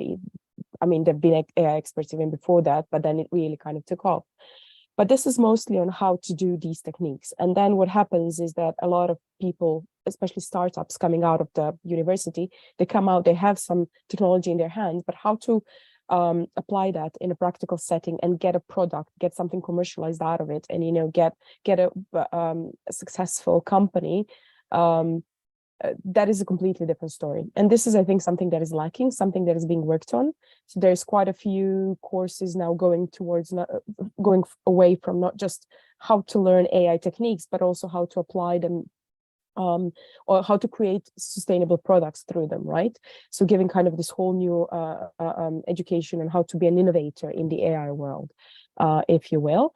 But also what is quite specific, and I think there's probably not a better domain to talk about it than the healthcare one, is the domain-specific AI applications. In context of healthcare and medicine, there is a very high level of regulatory context, very kind of complex regulatory aspect of the data privacy. And mind you, the healthcare sector produces 30% of all the data now daily being produced in the world. So, there's a huge potential for AI there, but it seems that whenever you talk to someone, what they really need is basically a testing facility. They need somewhere to test their very early on product. So it's easy to have kind of high TRL things, clinical studies, clinical trials, but being able to dabble with it in a safe environment and get from like an idea and a rough product to something quite mature, maybe kind of solid enough to be shown to the funders and getting funding for it, you need to have a safe environment, either to play with the data, health data, or with safe access to clinicians and to patients. And this is the regulatory aspect, which I think is something that we all in Europe need to learn a lot about, both edicts and our users, SMEs as well. And I think this is one of the key aspects that we have to work on, and that is actually being able to teach and to train them in how to go through this kind of a life cycle of an innovation, if you will, in terms of the regulatory and legal aspects of it. Yeah, you mentioned AI4Health, one of the edicts which focused on health, and I think it's interesting because healthcare is a very regulated industry, and frankly speaking, in Poland, I don't know so many SMEs in the field. I mean, because when I think about healthcare, and that would be my question, I mostly think about the hospitals, those big facilities. And so that's my question. Who is your, let's say, customer? I mean, who are you looking for? Is it going to be like small hospitals, or it's going to be like companies which are offering or would love to offer, for example, voice chat to the healthcare industry? So what's your target audience, let's call it? Our target audience, simply put, are doctors, medical professionals, and patients. So the way to get to them is either through something called well-being and maybe medical applications going straight away to the patient for managing, for example, chronic diseases, etc., or doctors who need help in diagnostics, in therapy, or simply in managing and accessing the data, the huge amount of data that is being produced in the field, either in a clinical setting or at home, and then being, shown to the clinicians at the right time in the right format. So what we have in our edict is basically Croatian primary care sector. So we have a specific setup in that our primary and secondary healthcare data are kept in 2 different places. So we have one representative of the primary care providers. We have one we have the main provider of a hospital information system covering 75% of Croatian hospitals and selling that product abroad as well. And we have the two main technical companies who are basically providing infrastructure for billing and the primary care data, and the one providing the hospital information system. So we kind of set out the edict. So we have all the know-how of the system and all the infrastructure is there. And this is one of the parts of what ED has to do. It has to tell you, if you build a small new product, how do you integrate with the currently existing systems? And we are anticipating SMEs coming with all sorts of different ideas and then saying, right, we solve this problem for the patients or the clinicians, you know, and then we say, right, you need to talk to these people, and this is the setup, the technical setup you need for your AI solution to be incorporated in the current practices. And then you educate them on the specific topic. And I think the general AI education right now does not really prepare you for that, especially not in terms of healthcare applications.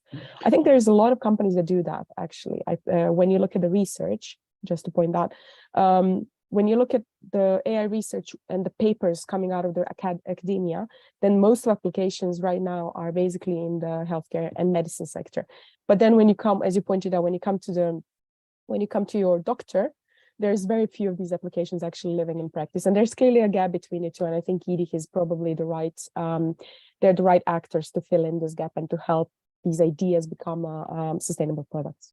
So very last short question, could you tell us, is the target audience only in Croatia, or, for example, companies from Germany, Poland, France could also apply for those grants? So are you cross-border? Yeah, we plan to be cross-border because of the specific niche that we took, which is quite narrow. I don't think I don't think it would be fair to just kind of serve a very small number of SMEs. And I think there's a huge demand. We've already talked to some other edicts around Europe, and they said, you know, if you can accept our SMEs to be tested there, if you have the facilities, please do.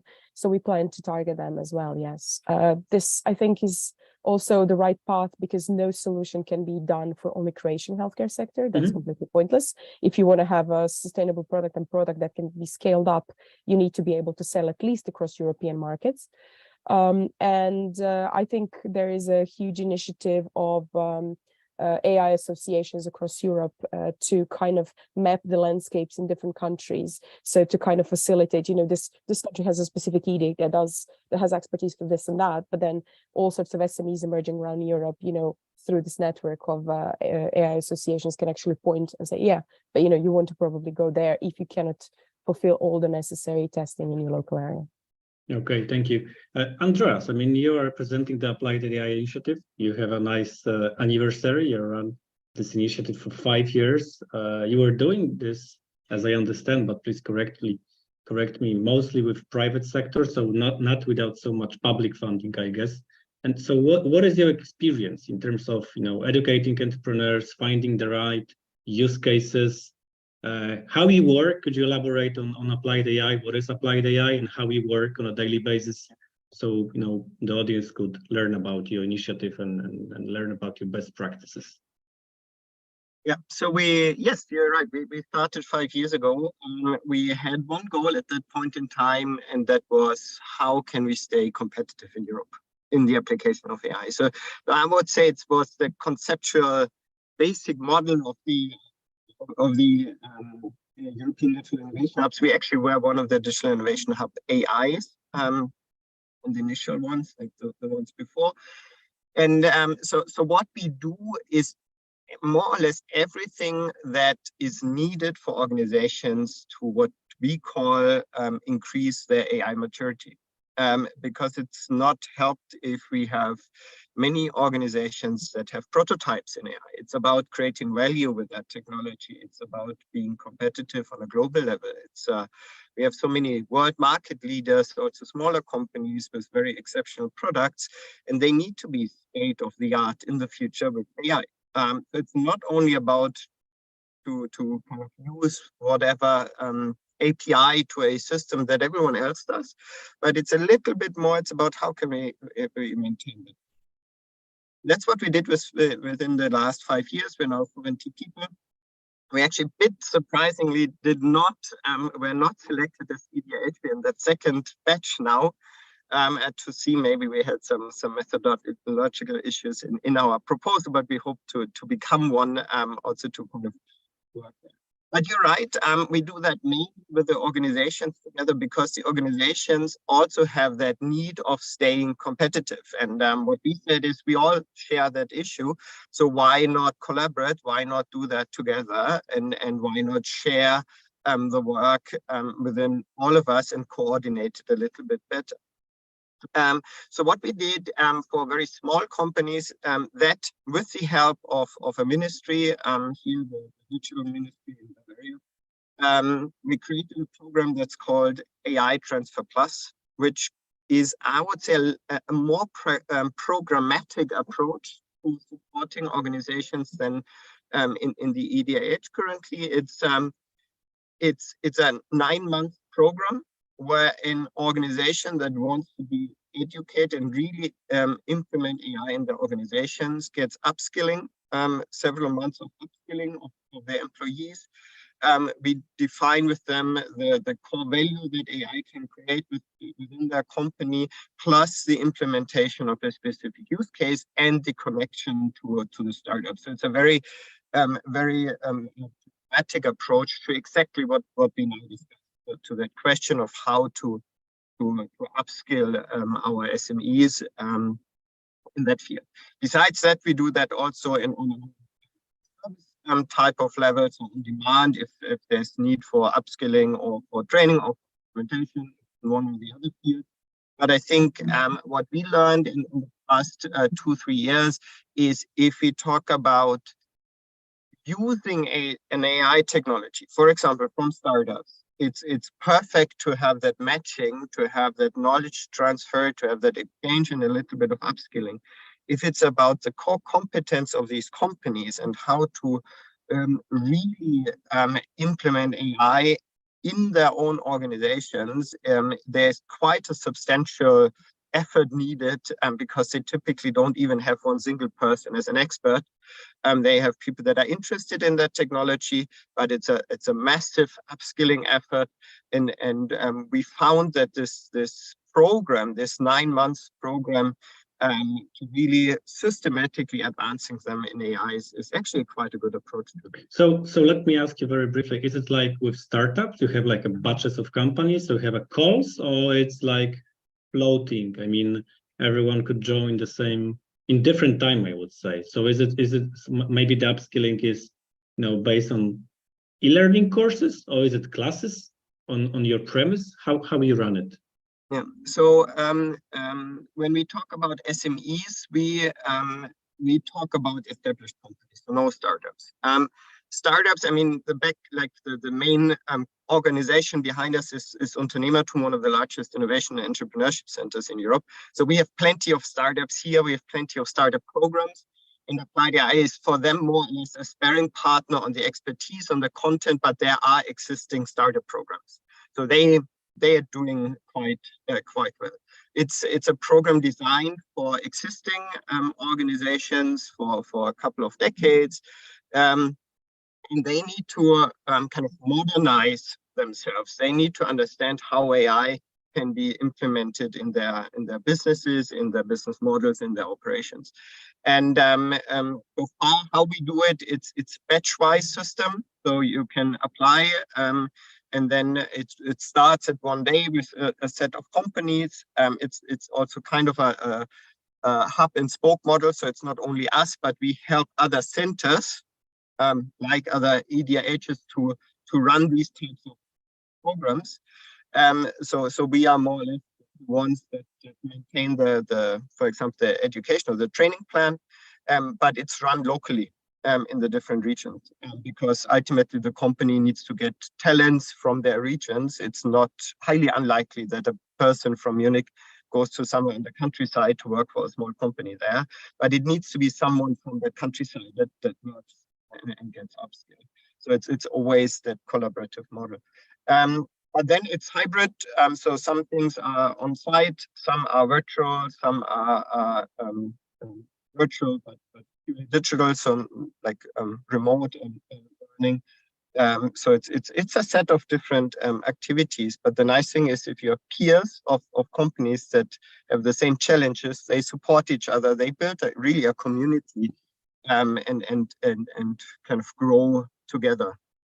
My last question will be about the hardware. I mean, do you have any site for demonstration, or is it like a centralized, or is it a virtual one, or are you not offering any pilots, I would say? So we have training hardware, the GPU clusters, and so that's what we have. But just to give you an example, the one company was an agricultural company, so they have used computer vision for detecting of plants and so on, and they attached it to their machines. The other one was a company that builds a software for gas turbines, to detect failures of the hardware of the blades from turbines, and do that by an anomaly detection system, a bit more advanced one.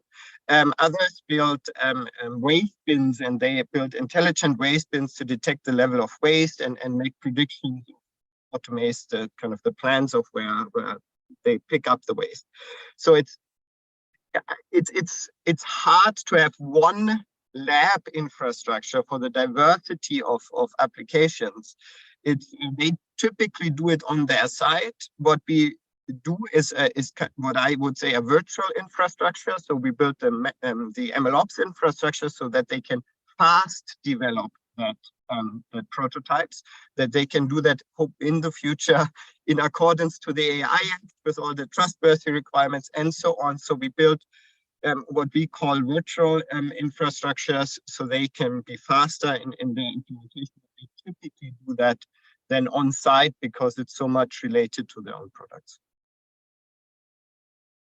Okay, thank you so much. I mean, our discussion come to an end. Unfortunately, we have to end. So I would like to thank my panelists. So thank you so much, Anja Barešić, PhD, coordinator of AI4Health. Thank you to Malgorzata Nikowska, head of unit, European Commission, and to you, Andreas, Managing Director of appliedAI. So thank you for the discussion, and I give the floor to the studio. Thank you. Thank you for the invitation. Bye.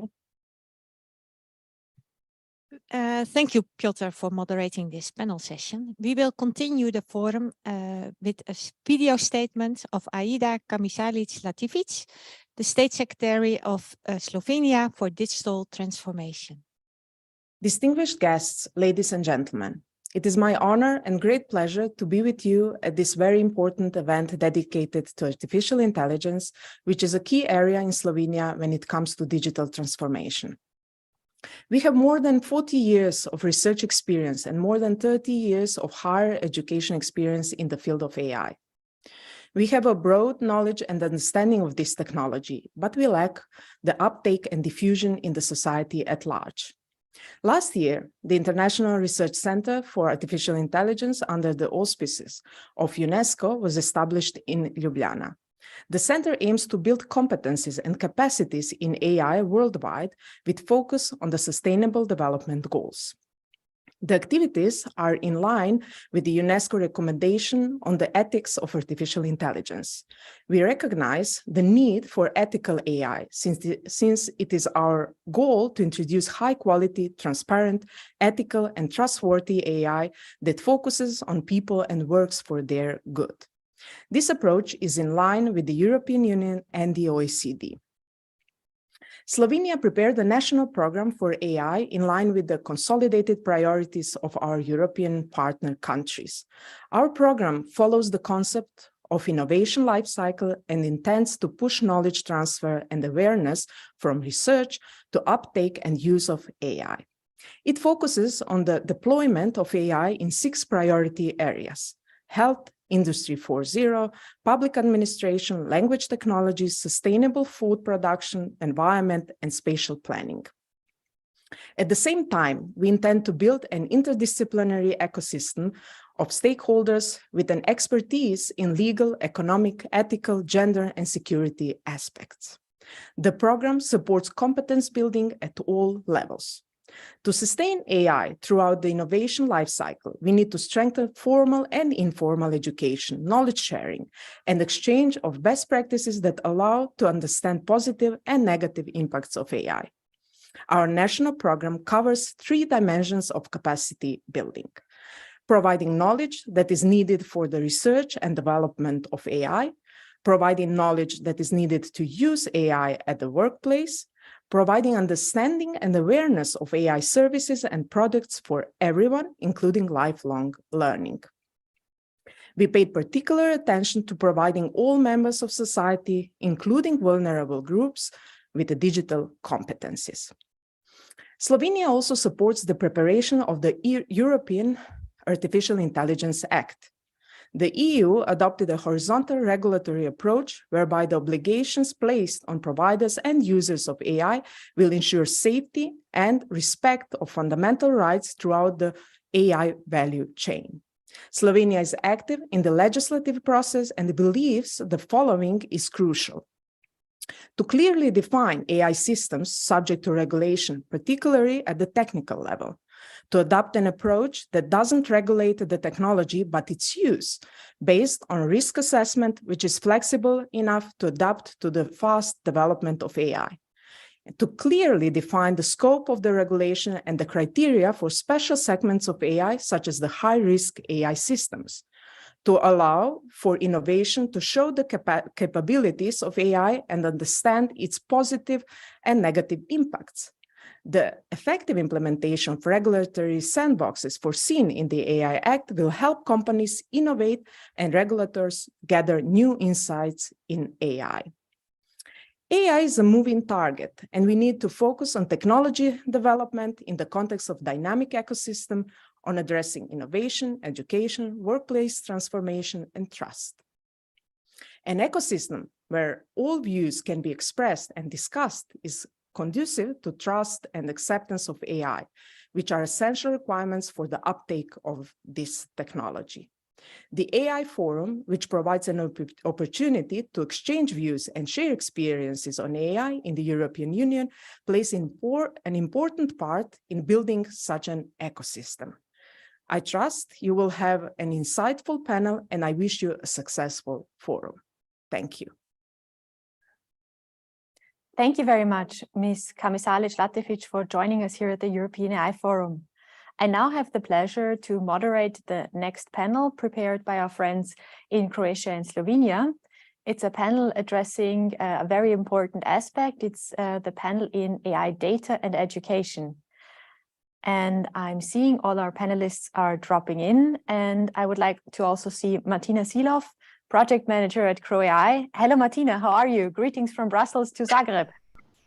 Hello, Janet. Thank you so much. I'm really sorry for not being in Brussels right now. I hope you can see me and hear me. All good? Very Great. good. Very good. Amazing. So I'm Martina Silov. I'm the project manager at CroAI, and I would like to welcome you all on the panel about AI education.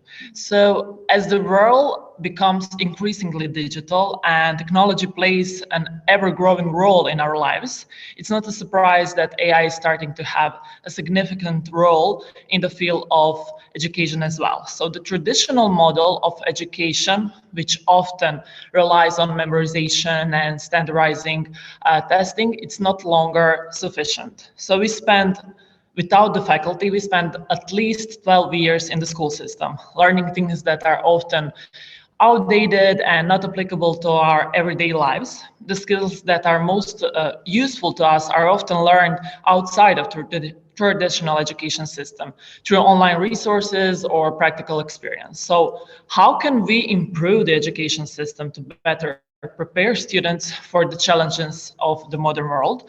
Do we need different kinds of teachers, professors, a different education system, a different approach to schooling even? How can technology help solve these problems?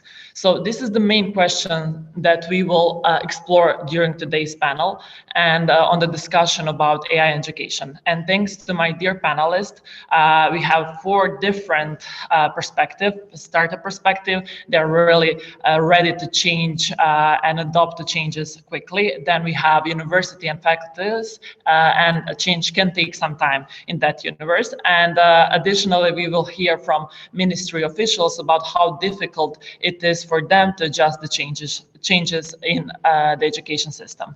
So I would like to present our esteemed panelists. First of all, Ms. Professor Blaženka Divjak from the University of Faculty of Organization and Informatics from Croatia and the head of curriculum reform in Croatia in 2018. Thank you, Blaženka, for joining us and welcome. Thank you, Martina, and I'm happy to present my view on the topic you presented right now. Thank you.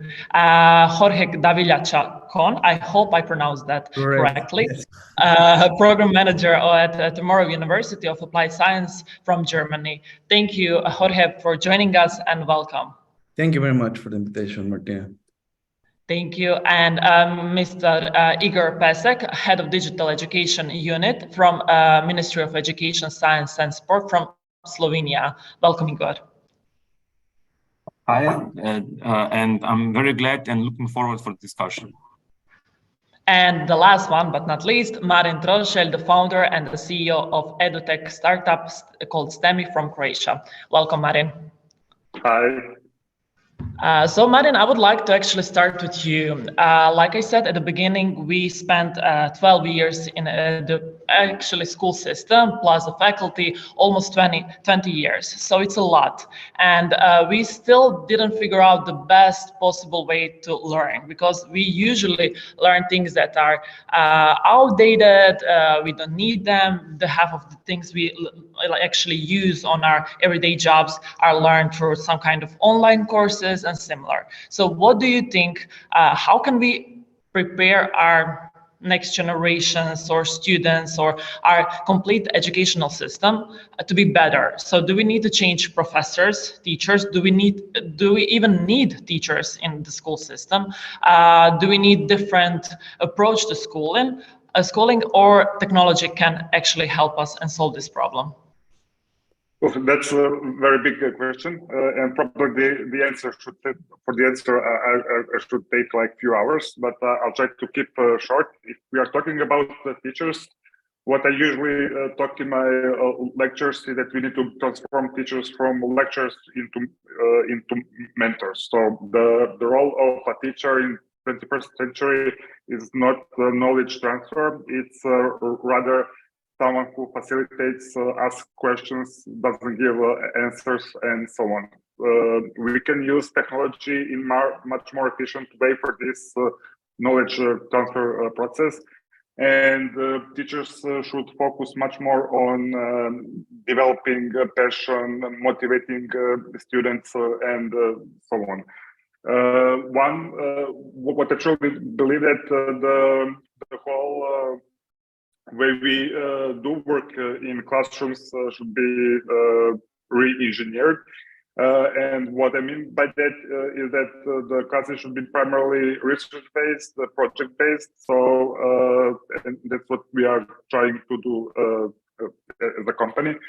I believe that the whole education system should be much more agile. It usually takes over 5 years to make any significant change. The future of learning is through educational platforms, like you mentioned. We have Coursera, Udacity. Online education is growing by 20% each year, which shows the whole market, which shows that people are more and more learning online, and we need to create the environment.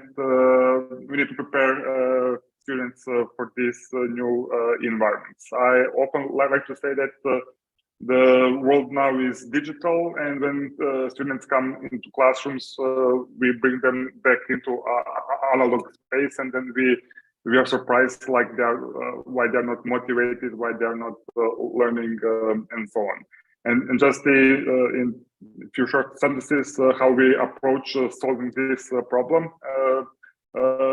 We see the key in connecting schools with the tech industry. So what we do basically is partner up with tech companies, tech unicorns, and we ask them what are key technologies, what are key skills for people to be successful in tech industry. And then we take those technologies and knowledge and bring them down to the high school and elementary school level. We implement them through into schools informal step programs. So we use technology, and we're building a deep education experience platform. And then on the other hand, we also include teachers and students into design process. So I think it's also obsolete that only one person is writing a book and then the book is not changed for next 4 or 5 years. We are building the system that basically learns from each interaction of students and teachers with the system and uses data to improve the experience into classrooms. And both the feedback from teachers and the students. And in that way, I think we can be more efficient, more agile, because technology is developing on very high pace, and we need to start changing more faster, I believe. Thank you, Martin. Like you said, the books won't be changed in the next 4 to 5 years. When I was preparing for this panel, I read that the curriculum in universities should be changed every 12 to 18 months. Blaženka, you have experience in policymaking. You're now a professor at the faculty. Do you see that's even possible? How do you see that educational system should be changed by changing kinds of teachers that we have, or professors, like I asked Martin, or we need a different approach to schooling? What do you think about that? Yeah, thank you. I think it's a very complex topic, and yes, teachers should support, but also teachers should be supported. So, it is not easy. And related to the textbooks, I think that it is not really something that we should consider as essential, because textbooks is just one mean how you could provide some fundamentals. And it is not at all the only source of practice, or especially when you have a very capable teacher that can motivate, provide different teaching and learning approaches and so on. So I think that it is not something that we should think about as that, because technology has been changed very fast and rapidly and so on. But we should think how to provide good basis, for example, for students, for pupils to understand what's going on, how to prepare, how to develop skills to make some informed decisions, how to know how to approach to problem solving, for example. So it is much more about teaching and learning methods than content, because you can work, I don't know, on problem solving in mathematics when you talk about some geometrical content, or also in algebra and so on. So content is not essential, and especially today when we think have been developing all this stuff very fast. So learning exact technology is not at the very heart of the educational system, but to actually have fundamentals, to develop some skills that can enable you to understand, to develop further, to learn how to learn. So, and it is quite difficult for teachers to adjust to the new system, because many of us, when we were at the university, we were trained to be teachers in this old school way to ask for, to deliver content and to ask for it. So changing yourself and changing teachers, it is, I would say, the most difficult part of any reform. And so this process of co-creating together with the industry, with parents, working in international groups, and actually sometimes just say, I don't know how it is going to be developed, but let us investigate and research together. Thank you, Blaženka. Like you said, it's the hardest thing is to change how you deliver, to change yourself and the whole ecosystem. Jorge, you have difficulties with doing that at Tomorrow University. It's really, you tried something completely new. Can you tell us a bit more on how you guys are doing and what's your solution to change of educational system? Is it through technology, or we need to change actually we need actually completely different education system? What do you think? No, thank you. Thank you for a very nice question, Martina.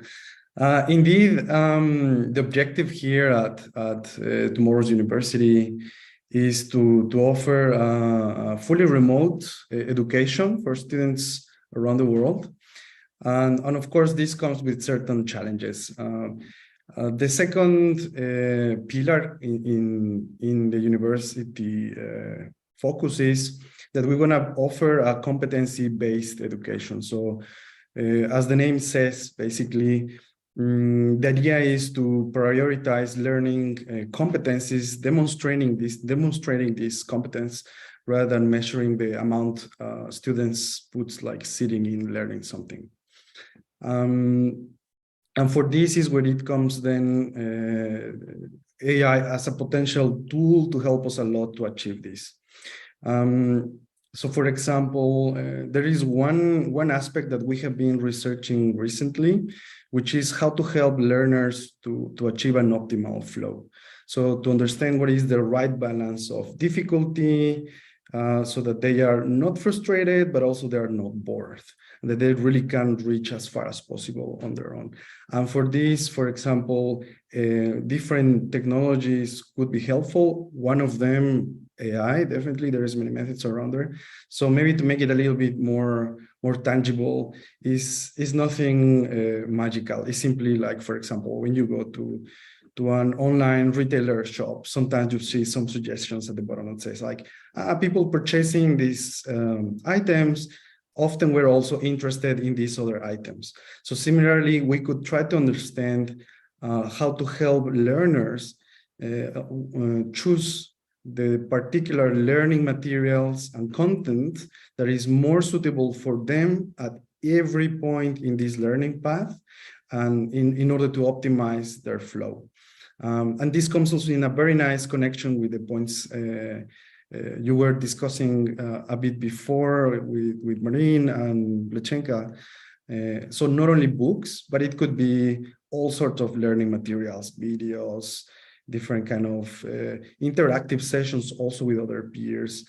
But the all-encompassing kind of structure behind this could be also some kind of model observing what works best for whom. Thank you, Jorge. Igor, what about you? You come from the ministry. Do you think is the role of the government and the ministry to reshape the educational system, or you think it is more that Marin does it through his edutech startup, that university have free hands? What is your opinion about that? How can we achieve a better educational system?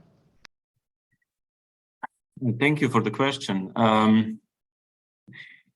In my opinion, the ministry should or must encourage different aspects of education, in the sense that it should not prohibit such innovative approaches as Marin told, but in the general, when we look at the system, it's important that the parents and also the kids know what to expect. And education is not, in my sense, in the systematic way, it's not a field where we play different technologies. So it's very important that when we apply some new technology or new approach, we have to know what brings, so what is the goal of having this technology or approach inside, what solves this approach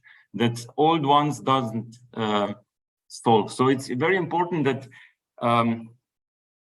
when we make such changes, that we are very sure what brings this. So what Maren does, I think that this is important also for the system, because the system is not, his goal is not to make a lot of changes. So we need outside motivation that it can be possible to be better, you know, because in general, teachers will do as they were taught. So the system replicates itself in the sense. So I think that technology and all this stuff is important, but maybe this discussion is for me very important, because AI and all technology is already in the education system and everything, but maybe we first say that for the pupils in the primary school, technology or AI is not so appropriate as maybe at the university level. You know, the learning is not just the transfer of knowledge, so it has many more aspects, and technology can help. But I think that in primary or even in some secondary schools, it cannot be replaced by some technology.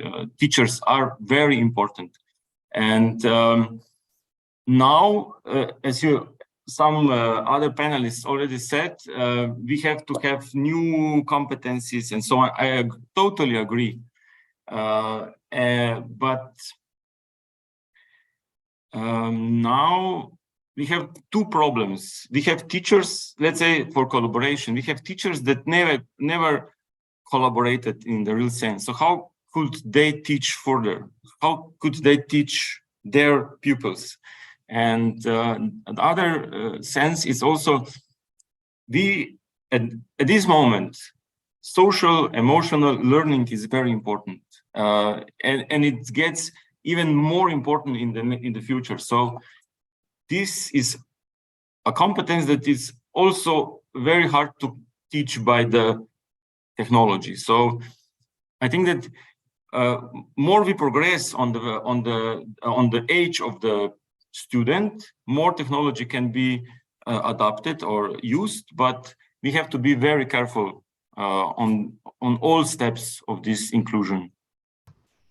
Okay, great input. But I was curious when you said like teacher will do what you guys tell them to do. Actually, they will teach what you guys tell them to teach. Now I'm like asking myself, how can we create new generations of smart, innovative people who will understand technology and create even better technology when they're taught by the teachers who weren't taught about technology? Yeah. So they don't know a lot. So that's like my basic question. How can we have, for example, in Croatia, but in the rest of the Europe, have more startups, more unicorns, more scale ups, if nobody talks about technology or learns or teaches you how to use it when we don't have that in the curriculum? Martin, what you would say about that? Like, what is the solution to that? I know you have one approach, but is there any other? You're muted. Yeah, sorry about that.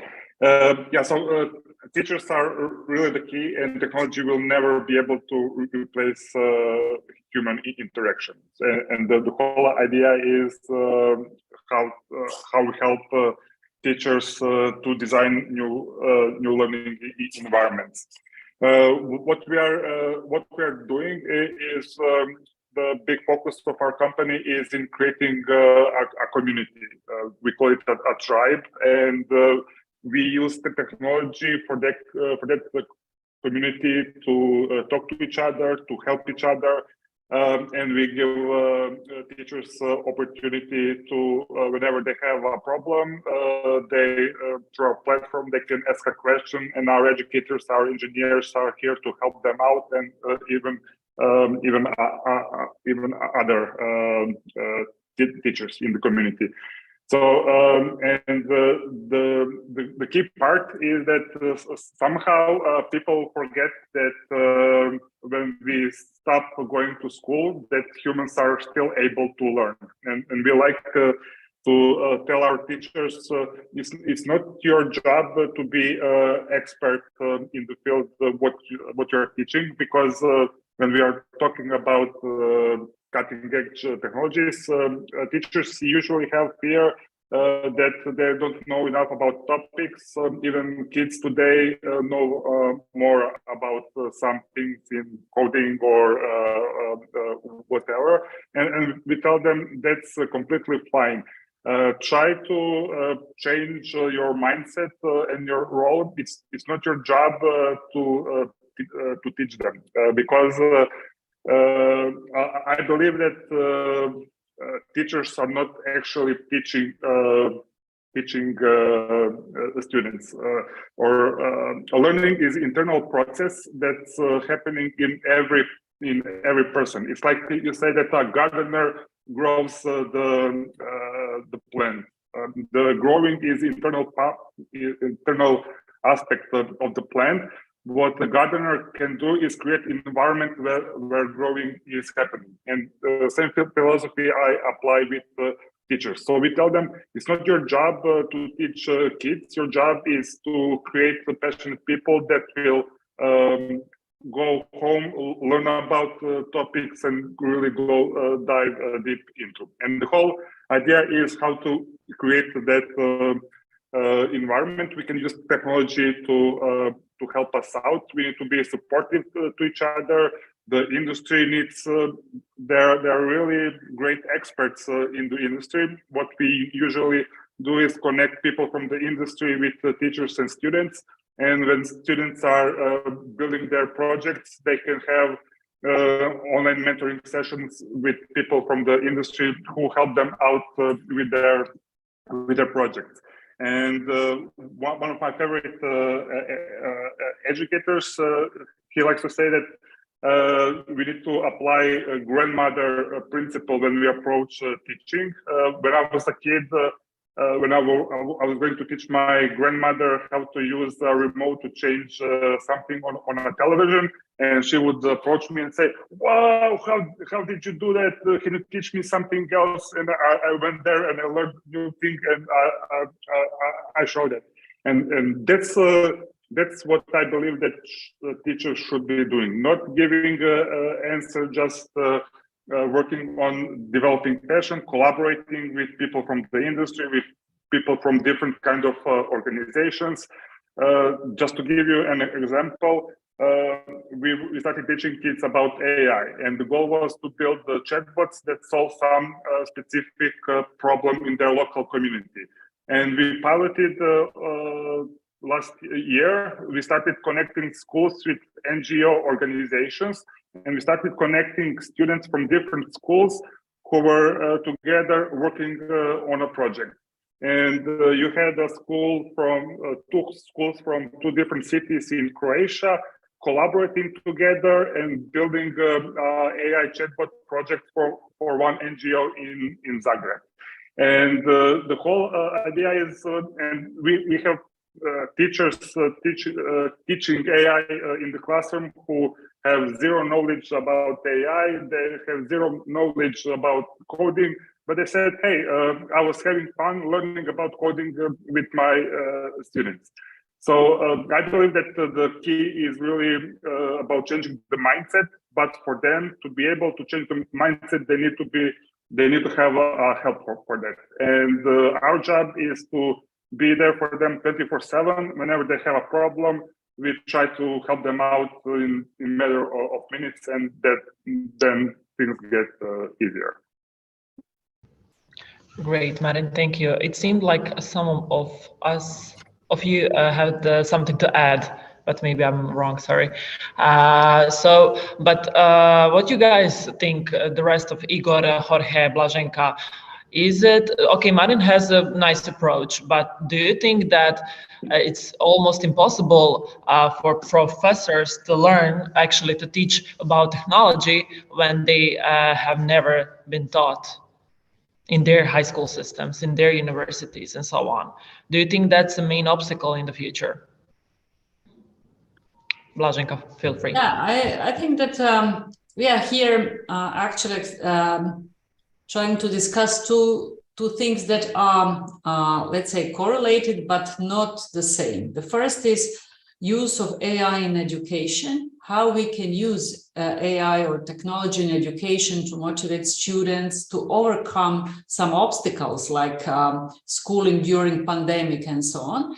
And another discussion, which is actually very much related to that, it is how education prepares students of the demands of the future. So these two are related, but actually not the same. So I think that technology is crucial in many aspects of our life. So we should include learning about technology or fundamentals, how to deal with technology into the educational system, but also we should be prepared for different problems that are coming to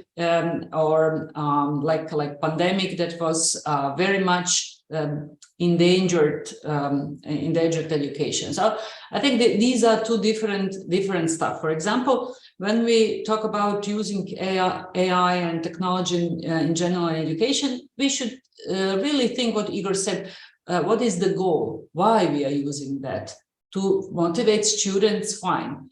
To give support to teachers. Like I have thousands of students, so for me it is really good that we have we prepare the system of e-assessment and analyze the reliability, validity, and so on.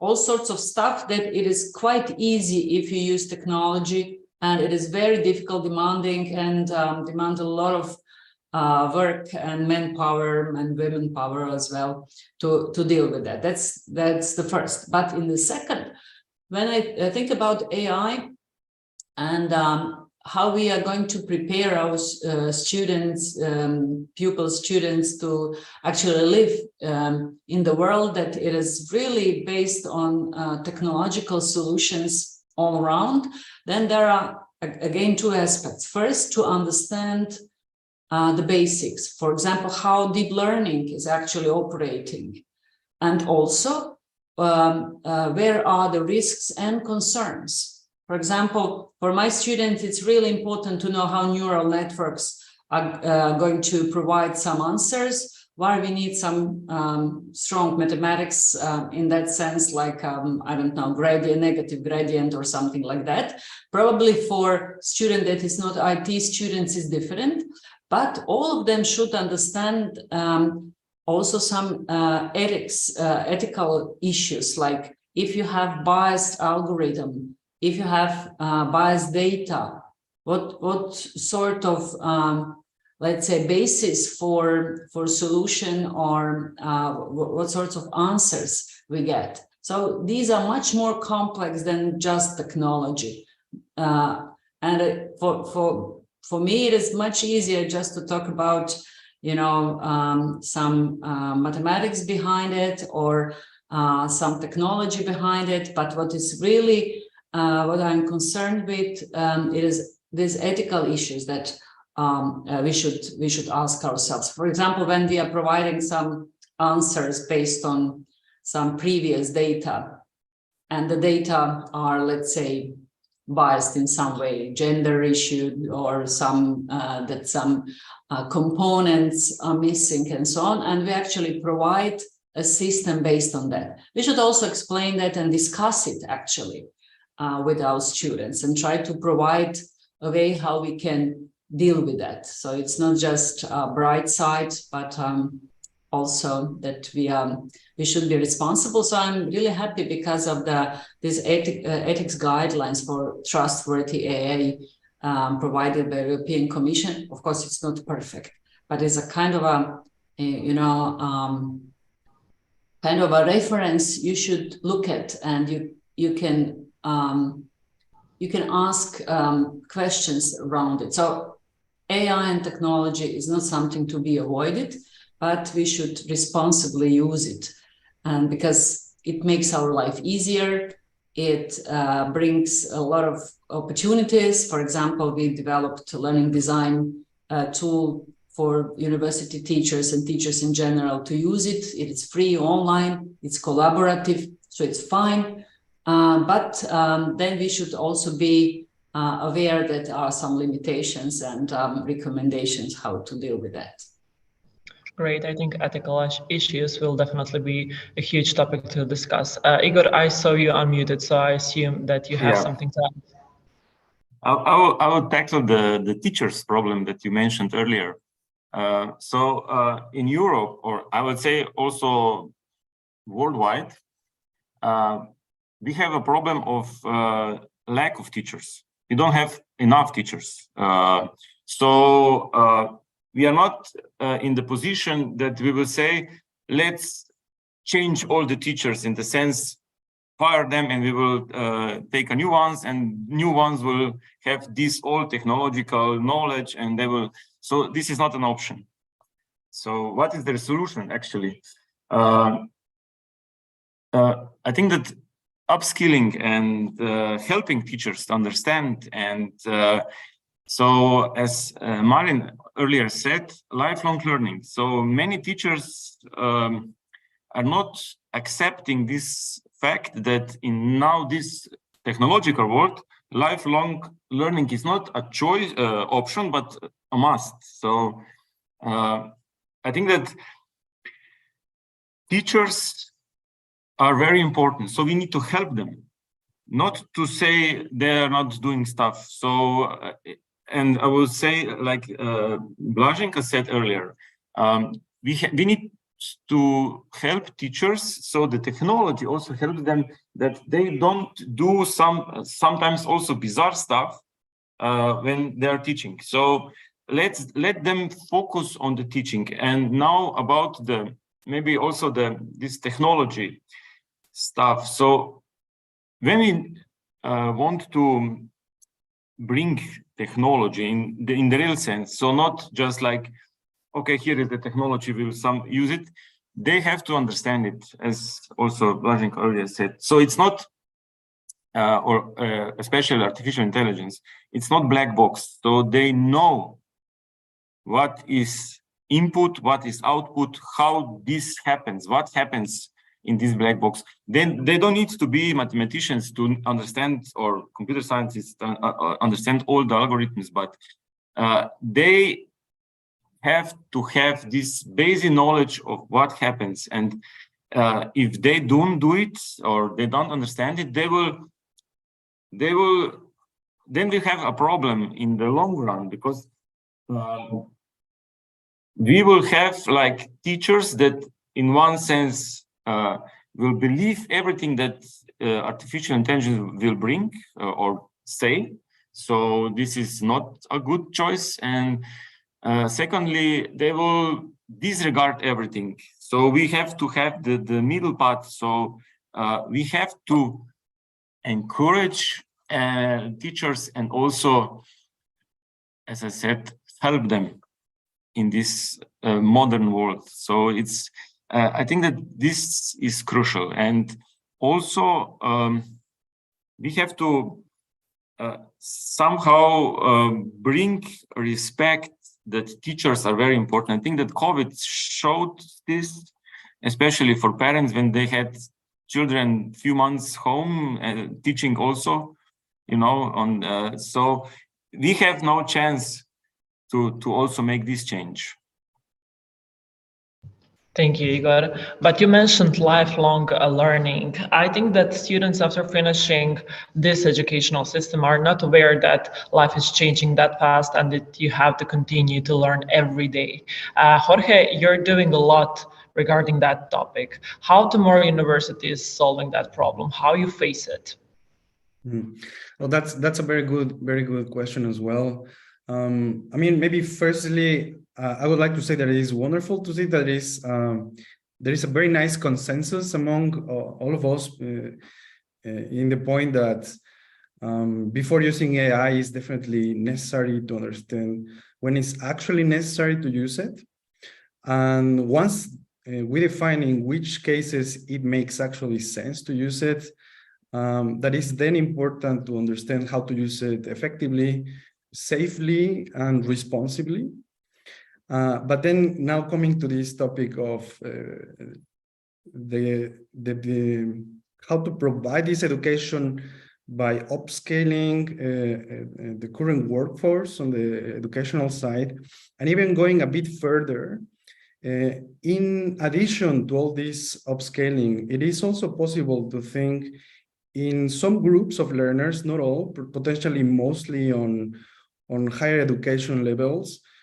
It can even be possible to think of models where learners help each other to learn in parallel. So in this case, similarly to the case of teachers helping students to learn a new topic where even the teachers themselves are not experts or they are learning at the same moment. It is also possible to think that learners themselves collaborate, to grow together. And this also comes in a very nice way to the topic of lifelong learning, because then is when we will start thinking about changes in which legislation and so on can help new learning paradigms. So for example, rather than thinking of kind of box degrees that are accredited by governmental institutions, ministries of education and so on, we could potentially start thinking of more fluid ways of certifying competencies in people that are continuously evolving, during the whole span of our lives. And for example, in our case, we have found some interesting challenges that are here, all the way from the entrance examination, the requirements to say whether someone is really allowed to participate into a degree or not, is still considering different measures that potentially are not relevant for the competencies we're interested in educating people now. Furthermore, at the moment of closing these packages of education, they tend to have a very constrained boundary. So once you have a program certified, for example, everything that you put in there has to be tightly connected to initially predefined components, topics, and so on. What would be wonderful as a future vision there could be to have more open learning paths where learners decide exactly which topics they want to learn when. If we could even then abstract ourselves from these paths and understand more or less different learners require this sequence of learning topics when they were in a similar situation. How can we start recommending them better paths or solutions? And also evolving as a world, like there's always new challenges, new technologies, and having this freedom then, of course, would be wonderful when we start collaborating more with people on all these different backgrounds. Thank you, Jorge. I believe we can all talk for hours about this topic, but now I saw the time. So I would like to wrap it up with the last question. And it's the question, how do you see the future and how you see your role in the future educational system and the changes in it? So Blaženka, you can start. Yeah, thank you. I think it is. I think the crucial part we have as a teachers or educators, officially or unofficially, is to actually demonstrate with AI or without that learning is fun. Okay, if we accept that learning is fun, it's not just obligation at school or after school and so on, but that also this it is very. I'm very positive about. Use of technology, but at the same time, I try to be critical in a way to understand what are potential risks. Because if we talk about young people in schools, we should be aware that or in the universities, that the risks are here. And it is not just AI risks in education, but AI usage risk in society as well. So we should be very careful about it, and about data, about algorithms, where to use it, how to make sense out of it. But again, I'm positive, but I'm trying to look at it critically and ethically in every and each aspect. Thank you. Igor, please. I will upgrade Blaženka's starting sentence. So I think that learning is, for me, also hard work, but when it's fun, it's also easy. So this is, I think, the important thing, because learning is not always easy, and we have to have it when you are motivated and you are in the flow, then it's easy. And I think that this is the I would say the point where we need to go with the system. And regarding the system, I think that in the long run, you know, the system is very obsessed with very boxing everything, as Jorge said earlier. And now, because of this all changing world, we need to have maybe just slight borders, not everything very boxed. So we know where we want to go, and then also the teachers and all the others will somehow follow, I think. And I'm also optimistic, but it will be hard work in between. Absolutely agree. Maren, please. Well, the future is challenging. Technology is putting bigger and bigger challenges in front of us. We are entering the era that's called synthetic reality, and it will be very hard to identify what's real, what's not, and so on. So the technology is really changing the way we live our lives. But I'm very optimistic. The technology is neither good nor bad. It's just how we use technology, which means that we need to really amplify ethics in schools, because I think that's the key part of education. And for me, education is not about grades, it's not about learning outcomes, it's about creating moments that kids will remember for the rest of their lives, moments that are fun, moments that are challenging, and those moments create a very big story. And that's my philosophy, how I approach education. Absolutely great, thank you. And Jorge, please. Thank you. Yeah, I think everything has been kind of said already. Very wonderful closing lines in our case. Something we hear sometimes internally is that, you know, when we're kids, we often dream about what we want to be when we are older, when we grow up. And so basically our vision is to continuously try to empower people to not stop dreaming, right? To continue dreaming throughout our lives, what we want to be next year, in 5, in 10 years, and empower people to have all the tools they need and all the resources to make these dreams a reality.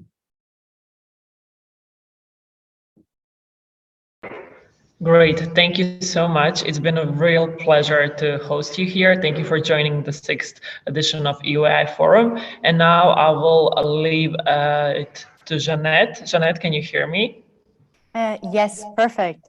So thank you very much to all the panelists for this inspiring panel on AI, data, and education. And thank you very much to you, Martina.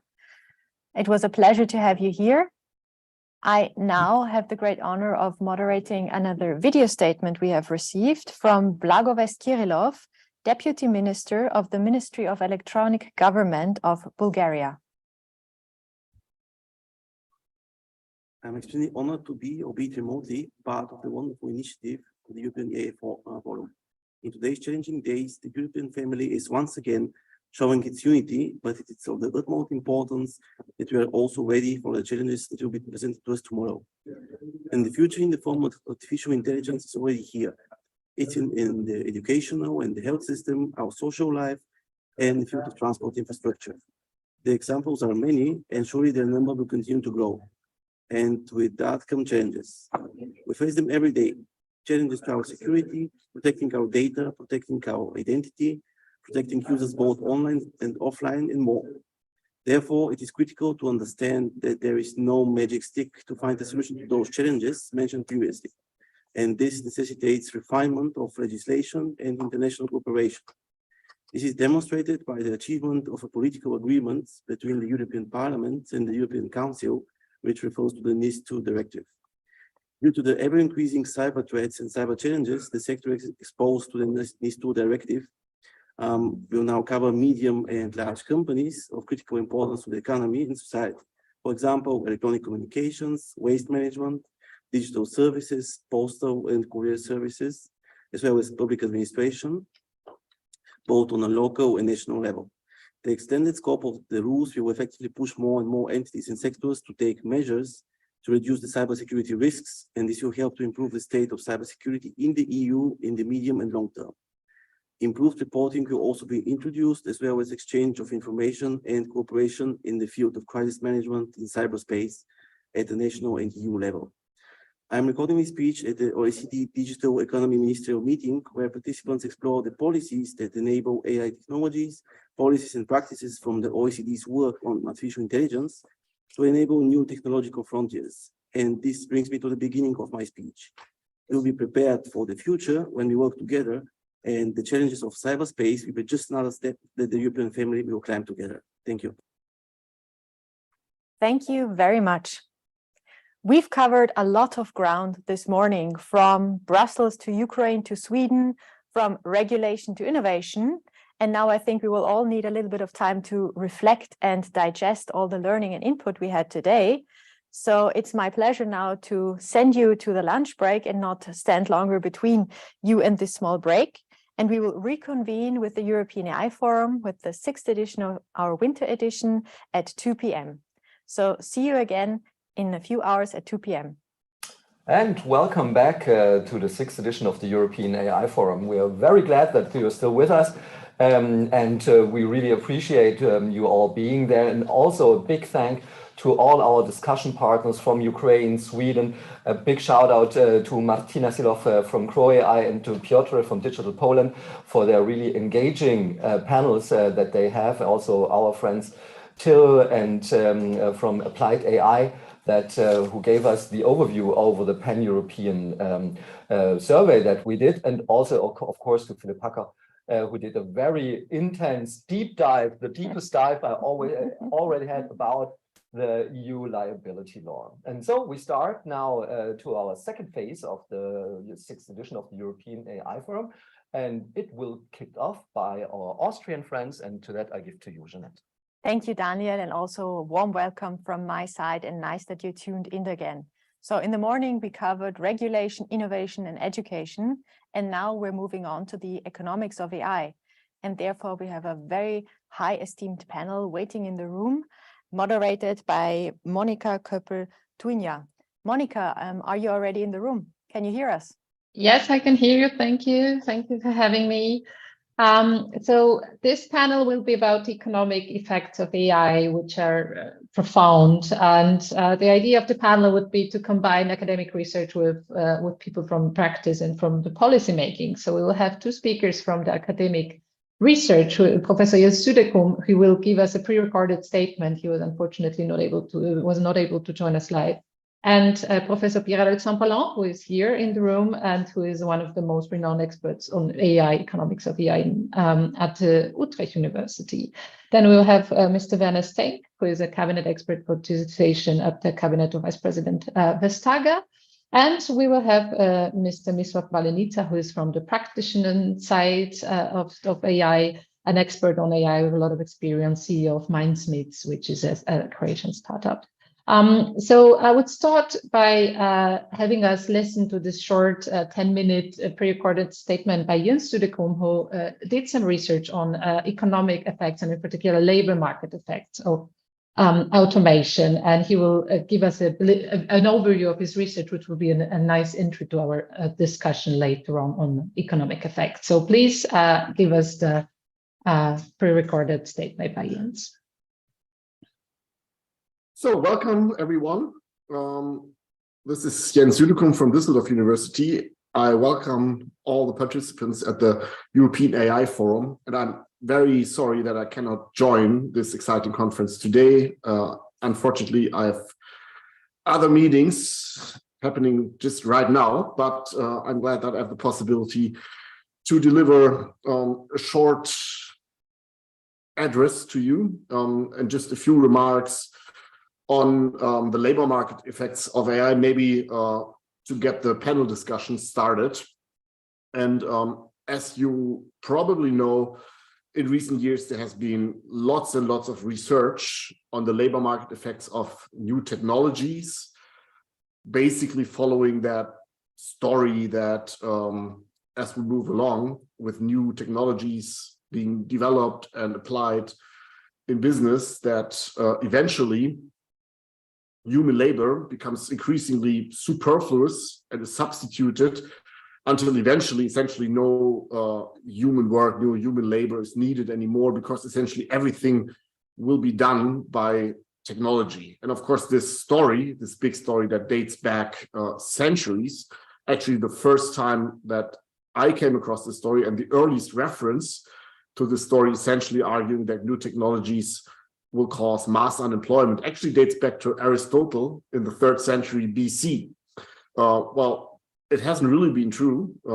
And as we move along the centuries, basically, we never experienced such technologically caused mass unemployment or anything like that. Quite the opposite. New technologies were developed, new technologies were applied, and productivity increased, and living standards increased, essentially because there was, of course, substitution of formerly human tasks by new technologies, but new technologies all the time also created new jobs, new possibilities for workers, for human labor that were complementary to the new technologies. And we never really experienced a secular decline in labor demand or anything like that. And of course, as we move along through history, there was always this argument saying, okay, it hasn't happened in the past, but this time is different. This time it will happen with AI, or more generally speaking, with new digital technologies, that they have certain new features that were not really part of former new technologies in the past. And this time, essentially, this old story will eventually become true. Now, I think the current research pays a lot of attention to robots, and I've contributed to that literature as well. Maybe the first paper, a very well-known paper on the labor market effects of robots, is from Darren Acemoglu and Pasquale Restrepo for the US. There has been some earlier research by Guy Michaels and co-authors. I think they deserve the credit for basically having come up with this robot data set, which essentially covers many, many advanced countries and investigating essentially the labor market effects of robots. And as I said, me and my co-authors, Wolfgang Daut and Sebastian Findeisen, we contributed to that literature, investigating the labor market impact of robots in the German labor market in Germany. And that's an interesting laboratory because Germany is highly robotized, German manufacturing, much more than in the US. I think in terms of robots per capita, only Singapore and Japan are ahead of Germany. So it's kind of interesting to study what happens to manufacturing jobs in a country such as Germany, where you have lots of them, lots of manufacturing jobs that could be replaced by robots, and lots of robots actually implemented and working in practice.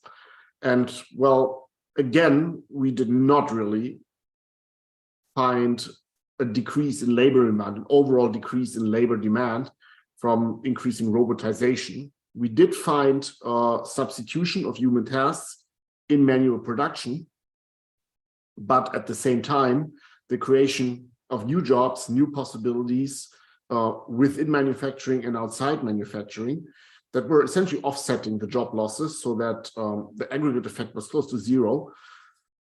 And even more so, I think, even more importantly, we did not find at the individual worker level any disruptive unemployment experiences of incumbent manufacturing workers. So it's not that they were being fired or losing their job, quite the opposite.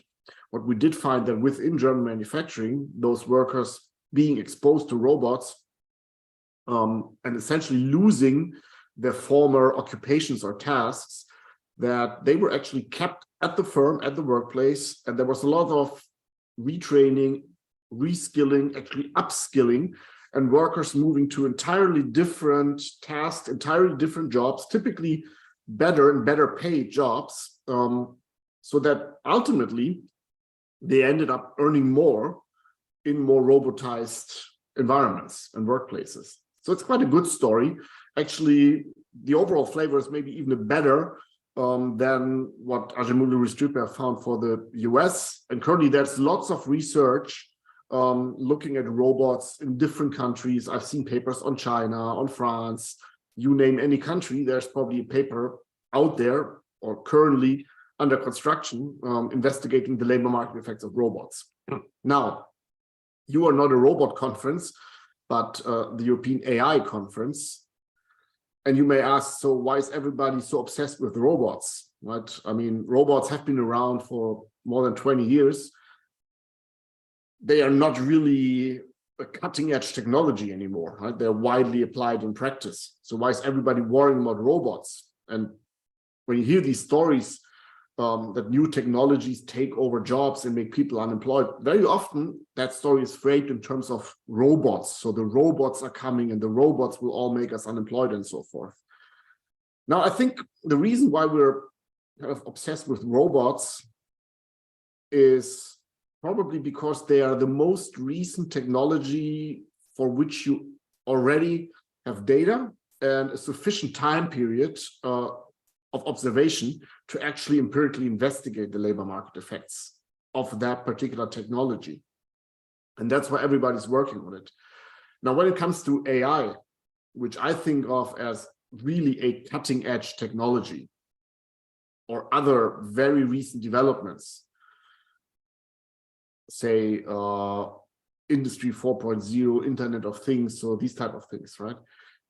The problem there is that at the moment, it's very hard to really investigate the labor market effects of these very, very recent technologies, simply because they're not as widely applied yet in reality in the workplaces, so that empirical researchers still have a hard time basically following exposed workers and basically just investigating what happens to them. So I think this will change, obviously, within the next 5 years, maybe 10 years, and we will have lots of research papers on the labor market effects of AI and other effects of AI, right? On competition, monopolization of industries, on democracy, right? The impact of AI, maybe, for example, in social networks and so on. So, but let me focus here on labor market effects. And at the moment, I think we're still in a stage where we speculate of what might be the ultimate impact. So I've seen people arguing now, okay, with the robots, also in response to our paper, okay, we now see robots didn't cause that mass unemployment, but AI will. AI will be the ultimate technology that will prove all this old hypotheses right, of technologically caused mass unemployment. And well, I mean, I think honestly, we don't know, right? Just because we have never seen these effects in the past of technological mass unemployment doesn't mean that we will never see it in the future. So it could be, in principle at least, that AI has different features such that it will make workforces more vulnerable to technological substitution.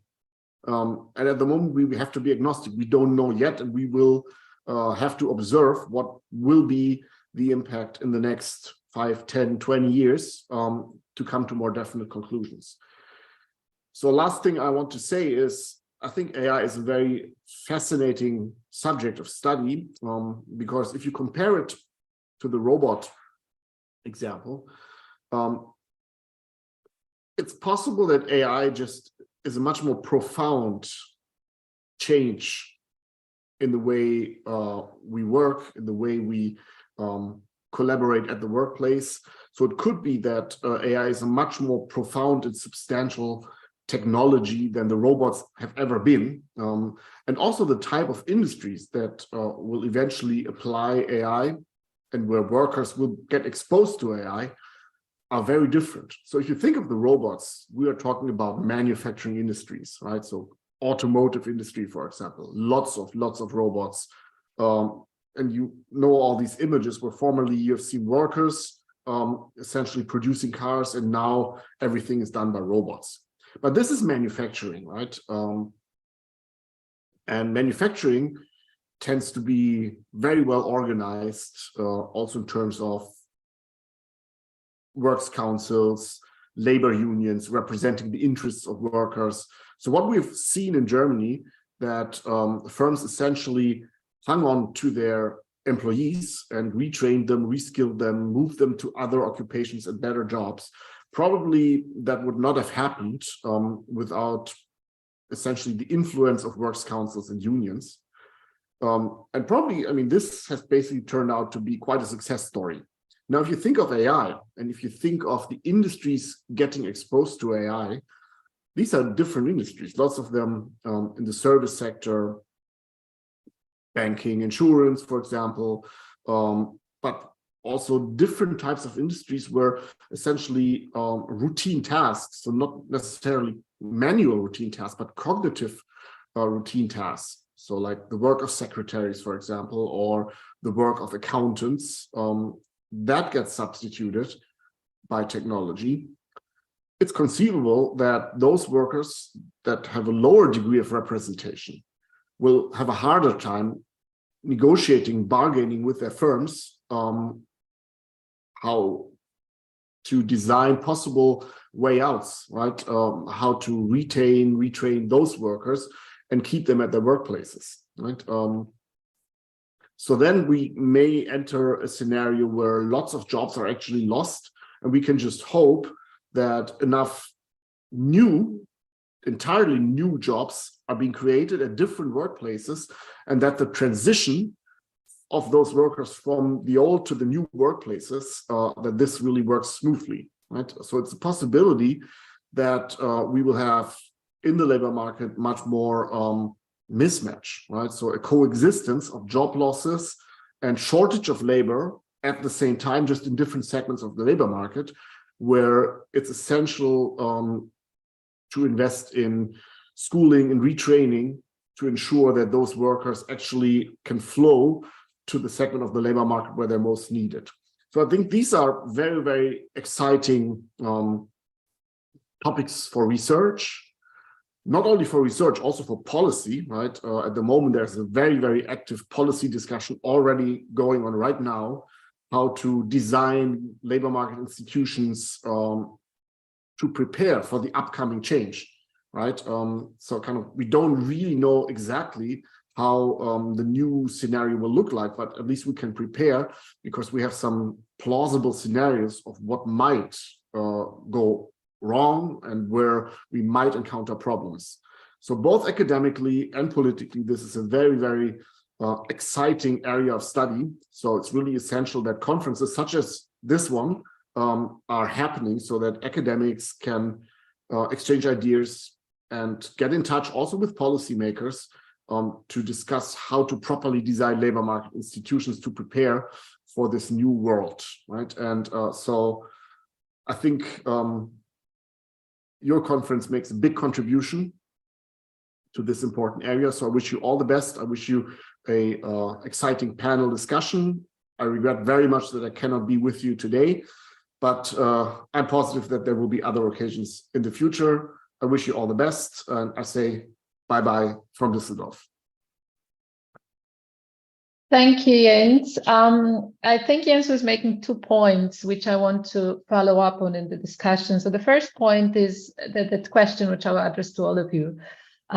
Is it different this time? What is your take on that? So we have seen that technology has been creating more jobs than it was destroying throughout the past, but is it different this time? And the other thing is the question of inequality. I will follow up on that after the first round of questions. So maybe I'll start with you, Pierre-Alexandre. As a second economist, you maybe want to have a different view or the same view. Just let's start with you. Will it be different this time? Yeah, thank you so much, Monica, and thanks a lot for the invitation. It's a very exciting event. I pretty much agree with a lot of points that Jens made, obviously, but I also would like to follow up on one in particular, which is at some point Jens said that maybe AI will have a much more profound effect than robotics. And I would say much more. We're entering in a completely different space.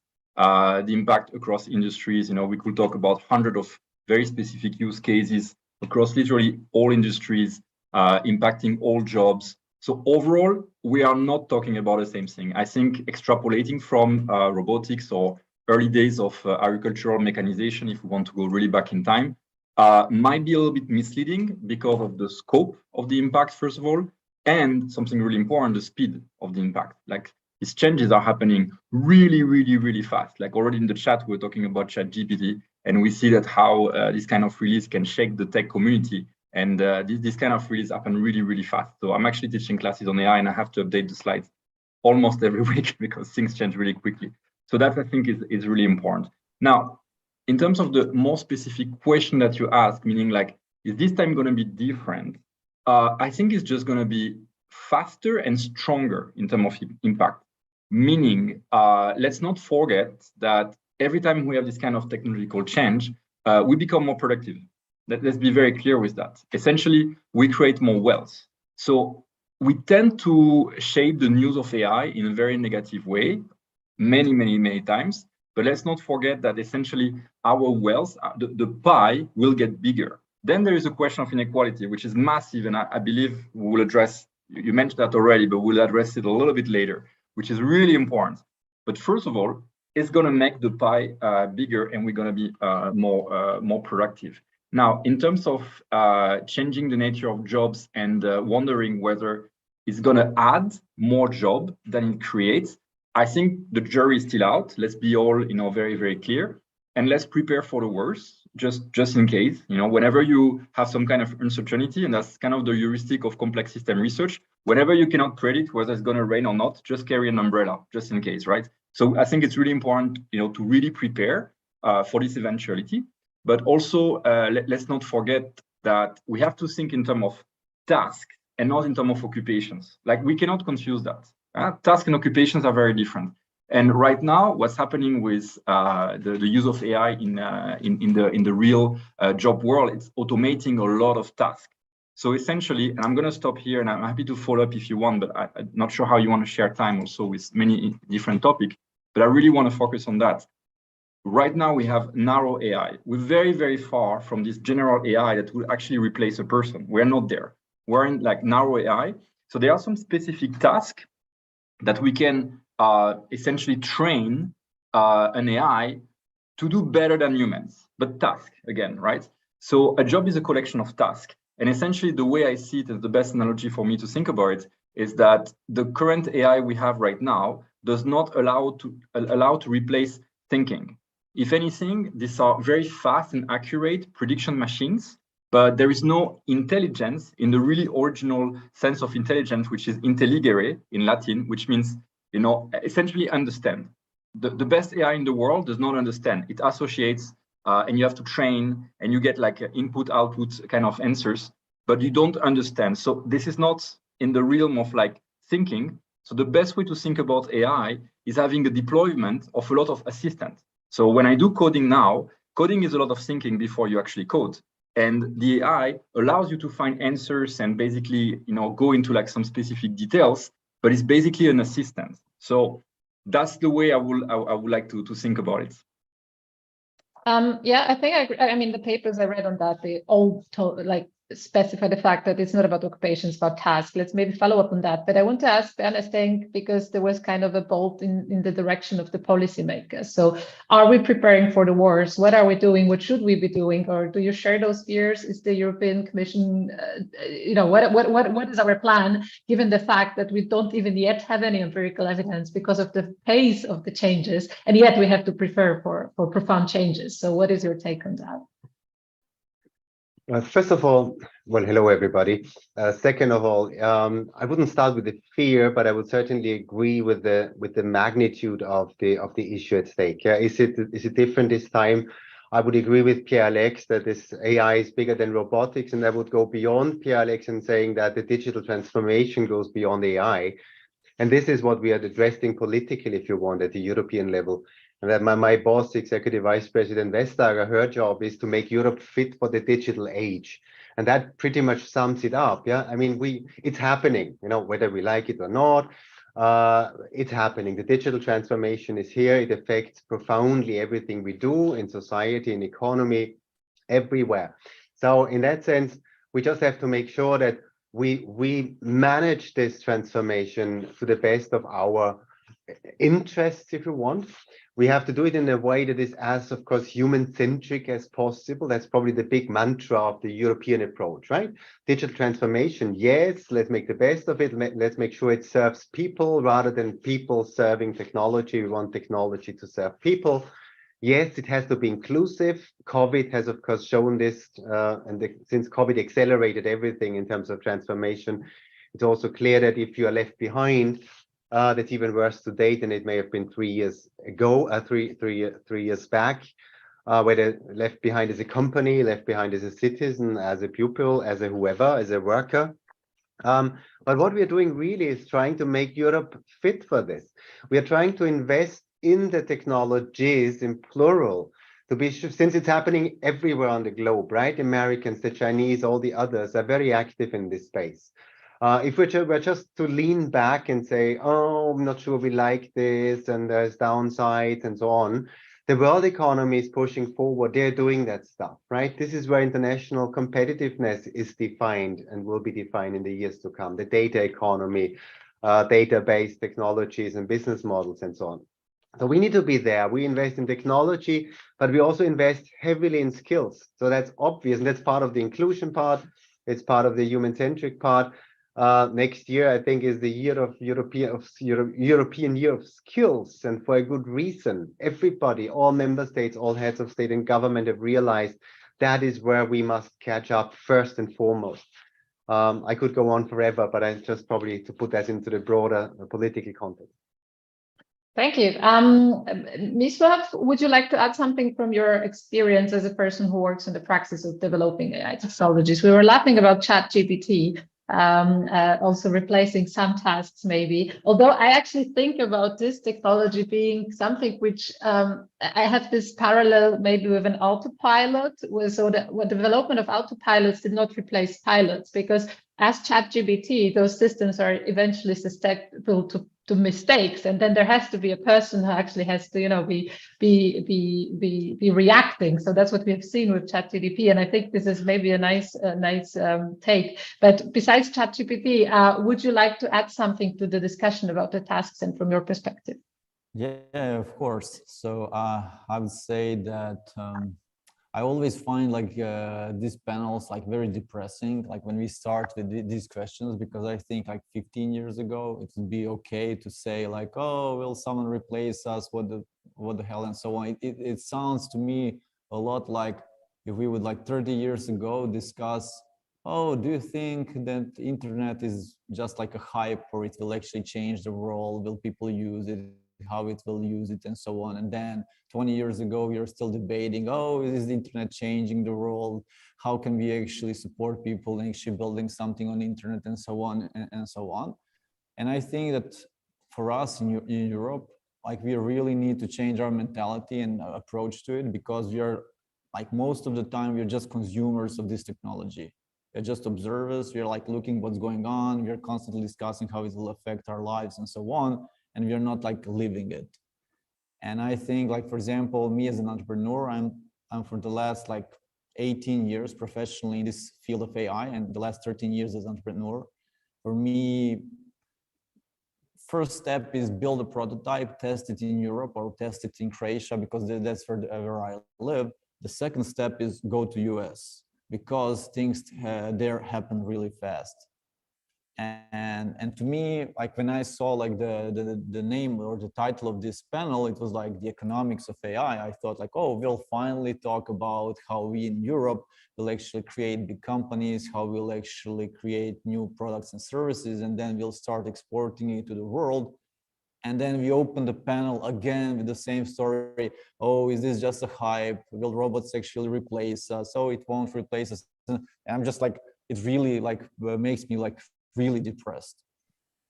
Keep that thought. I will talk about what I think can be summarized by the word technological sovereignty of Europe and building it. I want to get back to this in a moment. I want to talk about the second point about inequalities. I don't think we have to be depressed. I think all of us agree is that the technology will work for the best of us. It's just one issue that people are actually worrying about in the research in economic effects is the question of inequality, because we have those two processes which we have been observing regarding automation of tasks. One is the job polarization, so replacing middle skilled jobs, and a lot of need to upskill people. So there needs to be this kind of transition. And the second thing is the skill bias technological change, what we call.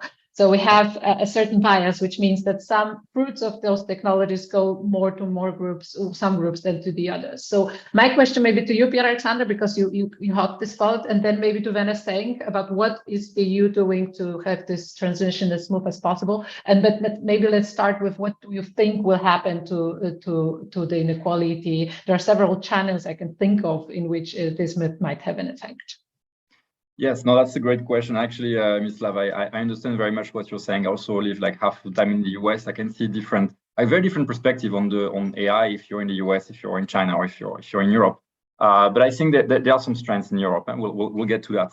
And I'm also not. I'm very optimistic in general, and that's also why I mentioned earlier that let's not forget from an economic standpoint that this technology, like all the technologies before, but even more, will make us richer. We grow a bigger pie. Productivity will go up. That's immense. And now let's go to the part of job and linking to inequality. I think it's a really important question, Monica, because the statement I want to make here, and I thought it would be made a little bit stronger by Jens, but I think it's really important. AI will facilitate the fact that basically we will have better jobs. So in the AI world, I'm going to say it again, we will have better jobs, because if you look at the type of tasks that are being automated, they're essentially the tasks you don't want to do that will, essentially alienate you in the long run, and that are like, something that you don't want to do, and that are dangerous. So like these tasks are being automated. That is a great thing. Like at the end of the day, we should be happy about it. And then you will have much more time to think and do creative things in general, right? Even with ChatGPT, even with we saw like DALL-E and all of this language model, and language model also applied to other tasks. Like all these things essentially allows humans to have better jobs, because you remove the task you don't want to do, or that are dangerous. So to me, that's a fantastic news. Huh? We should also celebrate and be happy about it. But then, if we agree that we have more time for and if you actually look at how tasks cluster into occupation, you see that these tasks that are being automated, they also correlate very much negatively with achievement, recognition, working conditions. So overall, this is essentially making our life better, right? Now, there is a point in inequality that we cannot forget. I mean, if we look at the geography of political discontent and the rise of populism and extreme right wing in many parts of the world over the past 20 years, this is something that political scientists and economists have been also linked to, inequality, rising inequality. So sure, the pie is getting bigger, and we have beautiful jobs. Like Ms. Lav, you have a great job. I have a great job. We're all in a position of privilege here. But there are also people that lose out of that. If you're in San Francisco and Silicon Valley in general, what's happening is you have great jobs, people making millions of dollars a year, but also coexisting with people that don't make a lot of money. And essentially, if you have to be in the same location, housing goes up, other amenities go up, And then you have a lot of inequality, and this inequality is actually massive. It's more than, I think it's much more in the US actually than in Europe. But it's something we cannot just say, oh, like that will be fixed, whatever. No, this is how you create, social uprising, and this is something we have to take into account. And as Werner was saying, also I'm very sympathetic to this EU-centric, human-centric approach of the EU. So that's something really important. Now, even going into like the level of how inequality kind of emerge also, not just because, of skill-based technological change, but at a more deeper level, essentially we have to think about these creative jobs. So if you think about like having more creativity in jobs, inequality goes up. If the four of us, we have to basically dig holes and with our hands, and that's our job, the amount of inequality will be very low. Maybe, Monica, you're twice as strong as me and you produce twice as much output, but you won't produce, it will follow a normal distribution. You won't produce 1,000,000 times, you won't dig 1,000,000 times faster than me or 1,000 times. The problem with creative jobs and creative output, it's a very much winner-takes-all kind of world. Think about Harry Potter and J.K. Rowling. There's not, in the writing industry, you don't have everyone that sells the same amount of books. You have books. You have a massive, massive power law. And essentially what you see when we move to this world of more creative thinking and the creation of software, think about Bill Gates, think about the Elon Musk of the world, think about all these type of occupation. In a way, they're very skewed. It's winner takes all. A few get it all, and then most of us don't have anything. If you think in terms of companies, it's the same. If you think about the AI giant of the world, we have basically in the US, Google, Microsoft, maybe IBM, Facebook, Amazon, and then in China we have Tencent, Alibaba, Baidu. That's it.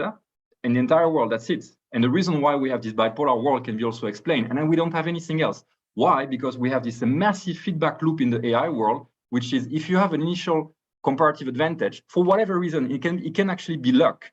You kickstart a loop where you somehow get a little bit more, more users, you have more data, better predictions, and then you iterate this wheel, 1,000 times, 100,000 times, and you end up with a gap that essentially, like right now, there is not a single EU company that can compete in the AI space at scale, right? That's a massive, massive, massive issue.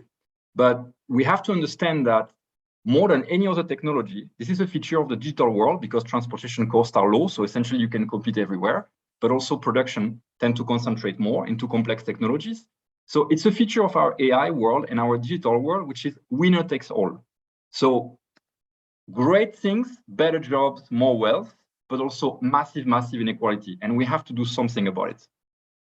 I think Pierre-Alexandre has a very good point, which is also my idea is that it goes beyond the labor market effects, because it's what we know from macroeconomic theory is that with the case of AI, we'll have massive economies of scale, which we didn't have in the previous because of non-rivalry of digital technologies. We will have some very much disruption here, and I agree with you that the power will be much stronger. So what you will be doing? So maybe you want to answer on that shortly, and then I would go to Werner Senk, who might give us maybe a little bit of a policy answers to this issue from the EU. Yeah, I just want to add, like I like Pierre what you said, but I think winners really create and write rules. And basically, we all consume like what Facebook, Amazon, Google, and others are actually producing, and we can actually fight it, but in the end, we cannot prevent it. And for me, it's all about what are we doing right now, so not to miss this like revolution that AI is bringing in the next like 10, 15 years. Because the last 30 years, we were actually sitting and observing. And now we are again, from my point of view, I would just say we are again sitting and observing. And it's less about do we have access to the data, it's more about do we have the right incentive structure. So are we incentivizing the top people to actually build companies in EU? Are we giving them like some kind of unfair advantage so that they won't leave?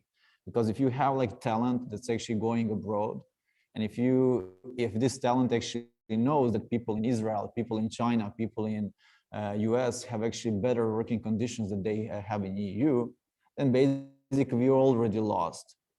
And then we can talk about the data, we can talk about diversity of languages and all the other things that we have here, but if we don't have the right incentive structure, we'll just be observers. I think it's that's the time I'm asking to understand. So we said we have this issue, we have the winner take it all, and do we need more antitrust? Do we need taxation instruments to deal with that? What is your take? And maybe also respond to what Mislav was saying. Is the European Union policy maybe not catching up with the developments quickly enough, or what would be your answer to this critique by Mislav? Well, I think I can bring some optimism to Mislav today, I hope, because I fully agree with your assessment about the last few years, about the last 10 years, if you want. Yeah? And we keep saying and admitting that as Europe, we probably have been too passive, in this first wave of digitization and the consumer-facing platforms, and we watch the GAFAM and others grow based on our personal data and what have you. And it's not a European ambition now either just to complain or try to copy what the Americans have been doing. We are really now turning the page, and we see this more from almost an industrial policy point of view. Digital policy is very much industrial policy these days. What does it take for Europe to become a much, much stronger player in today's and tomorrow's digital economy? And that is when we talk about data, it's not so much the personal data that I share with Facebook, but all the data that we have create out there every day in the industry, in every company, every sensor, what have you. How can we make the best use of data? And here we are investing massively in Europe, at European level, at member state level. We have this 2030 digital decade targets, where we say, well, where do we need to be in terms of connectivity, in terms of data capacities, in terms of AI capabilities, in terms of computing power, in terms of microprocessors. So all, if you wanted, the infrastructure part of it, where we're investing heavily. We're investing in skills, we are investing in the framework conditions, which are, however, not so much, even if they're regulatory in nature, they are meant to be supportive of all of that work. Because they are either here to create trust, and without trust, you would not be getting anywhere. If we're talking about uptake of AI, for instance. The public sector is a fantastic client, a potential client of AI solutions. But we have seen some scandals out there where governments have tried to use AI to become more efficient in decision making, and it totally backfired because it was not done very intelligently. So the next government will hesitate to return to those solutions, right? Unless if there is a clear legal framework which says, well, that's all fine. We have managed some very high risks of AI, but now you can do this, you can use it, you can deploy it, and you can do this all over Europe. Because we want a Croatian startup to have the possibility to have 450 million consumers. And this is what frameworks like on data or on AI we're trying to create. You meet a certain level of requirements, and then you have the whole European market. So I think we're focusing much more on the opportunities than on the risks, to be quite honest. We're trying to manage the most severe risks, but we are trying to build on the opportunities. Just one last comment on this. It's not just only labor markets, it's of course all the whole markets, the whole economy, but it's even more than that. If we want to promote AI in Europe, that is not only to be more competitive as a continent, it is also to reap the benefits from a societal point of view. What about the Green Deal? We want to make Europe greener, but that's not going to happen without digital technologies. How can we have more efficient energy grids and buildings and mobility systems and production with less waste and what have you, if we don't use data and AI? How are we going to improve our health systems? All the research that we did through COVID to anticipate the next pandemic, come up with better cures and so on and so forth. So we also see a lot of societal benefits, but we just need to be sure that we are ready to exploit them. Okay, well, let's be a bit more optimistic then. I have, because we have only 5 minutes left, I want to ask the last question maybe. Because what you're saying essentially is that we need more sovereignty and we need to be more competitive against China and the US, and I fully agree with that, is that what we've been observing is that with the rise of AI and other digital technologies, we kind of seen a mercantilist approach to the topic because everybody's kind of afraid of everybody else. So we've seen this very recently in the US CHIPS Act. Which is kind of the newest chapter of this maybe kind of new economic Cold War. So for me as an economist, globalization and cooperation on those on any kind of topic really in the past was one of the major drivers of growth and welfare for the society. So are we going to deglobalize because of this? Because that's the worry I have, is that this, because you said it's a part of industrial policy, it's like we are afraid of what the Chinese are going to do, and we're not cooperating with them, quite the opposite. So is it the end of globalization, the AI, as one of the effects which we might be observing? Who wants to start? Actually, if that's all right, I know we have only 5 minutes, so like really quick, but I cannot not address what has been said before, because I think it's massive, and it's about the EU leadership, right? So we move from inequality somehow to tech leadership. We move with the conversation, and we can all agree around this table, and I don't think anyone is, right mind would disagree with that, the EU is really lagging behind the field of AI. Okay, that's clear. Doesn't mean we don't have talent, but this talent, as Ms. Lav said, goes to the US. Yann LeCun is French. He's one of the top AI researchers. He works for Facebook now, for AI Facebook, right? And if you look at the transfer of talent from the EU to the US is massive in the field of AI. It's true in a lot of technologies, but AI much more than that. Now, the big question that you had, and I think we have to answer it and address it, like how do we, so we have to do something. I think we all understand the urgency. We have to do something. The only way we're going to be able to fill this gap somehow is to stop having an AI strategy in France and an AI strategy in Germany and an AI strategy in Croatia and an AI strategy in Germany. The only way because again, you said that, Monica, economies of scale. We have to think about the AI strategy in Europe as European level. And the best analogy I can have in that respect is Airbus. So Airbus is a European company. And instead of having a French Airbus competing with a German Airbus, what you have is the wings are made in the UK, the plane is assembled in Toulouse, the cockpit is done in Germany, and essentially we scale and we divide the labor between the EU countries. And that's the only way we're going to have something like that. So massive investment urgently, but like through massive cooperation, integration of our innovation system. If we keep operating in silos, which we very much do in Europe, we have no chance, right? This is game over. Okay, that's good. But we have 2 minutes. So anybody either want to answer to what Pierre-Alexandre was saying or try to answer my question about globalization, whatever your preference is. And after that, we will wrap it up. Okay, if I can actually jump in. I think that the most important thing is actually that we change our approach, because like, for example, our Croatian AI Association was consulted here in Croatia to write the AI strategy of Croatia. And we just said, let's not write anything. It will just be a boring document. No one will use it in any kind of way. We'll just spend too much resources on it and so on. I think we need to start with like how innovation and how these companies actually start. They don't start from regulators. And I think in Europe, we are constantly starting, oh, we need the AI Act. We need someone actually to create safe space for us to play with innovation. We don't need that. We already have laws who are just saying, if you make harm, you'll go to the jail. Okay, if that's already there, then let's stop like pretending that people in Brussels understand AI. Like the level of literacy about AI and new technologies there is very low. And then like rest of us actually waiting for some people. I'm not expecting from Werner or anyone else to tell me how the future looks like. It would be stupid. That's not how innovation happens. Regulation happens when you see innovation and you see what's good and you allow it actually to be tested, and then all the best practices you turn into some kind of laws and regulation. And we have everything upside down. And while we have everything upside down, it means that we are all wasting time on topics like this, instead of actually 4 of us now actually plotting how we'll actually combine 2 data sources, and we know someone in a hospital will build a new system and then we'll sell it to the rest of the world. We are basically discussing like, how can we start? How can we not? We are going to invest in something who?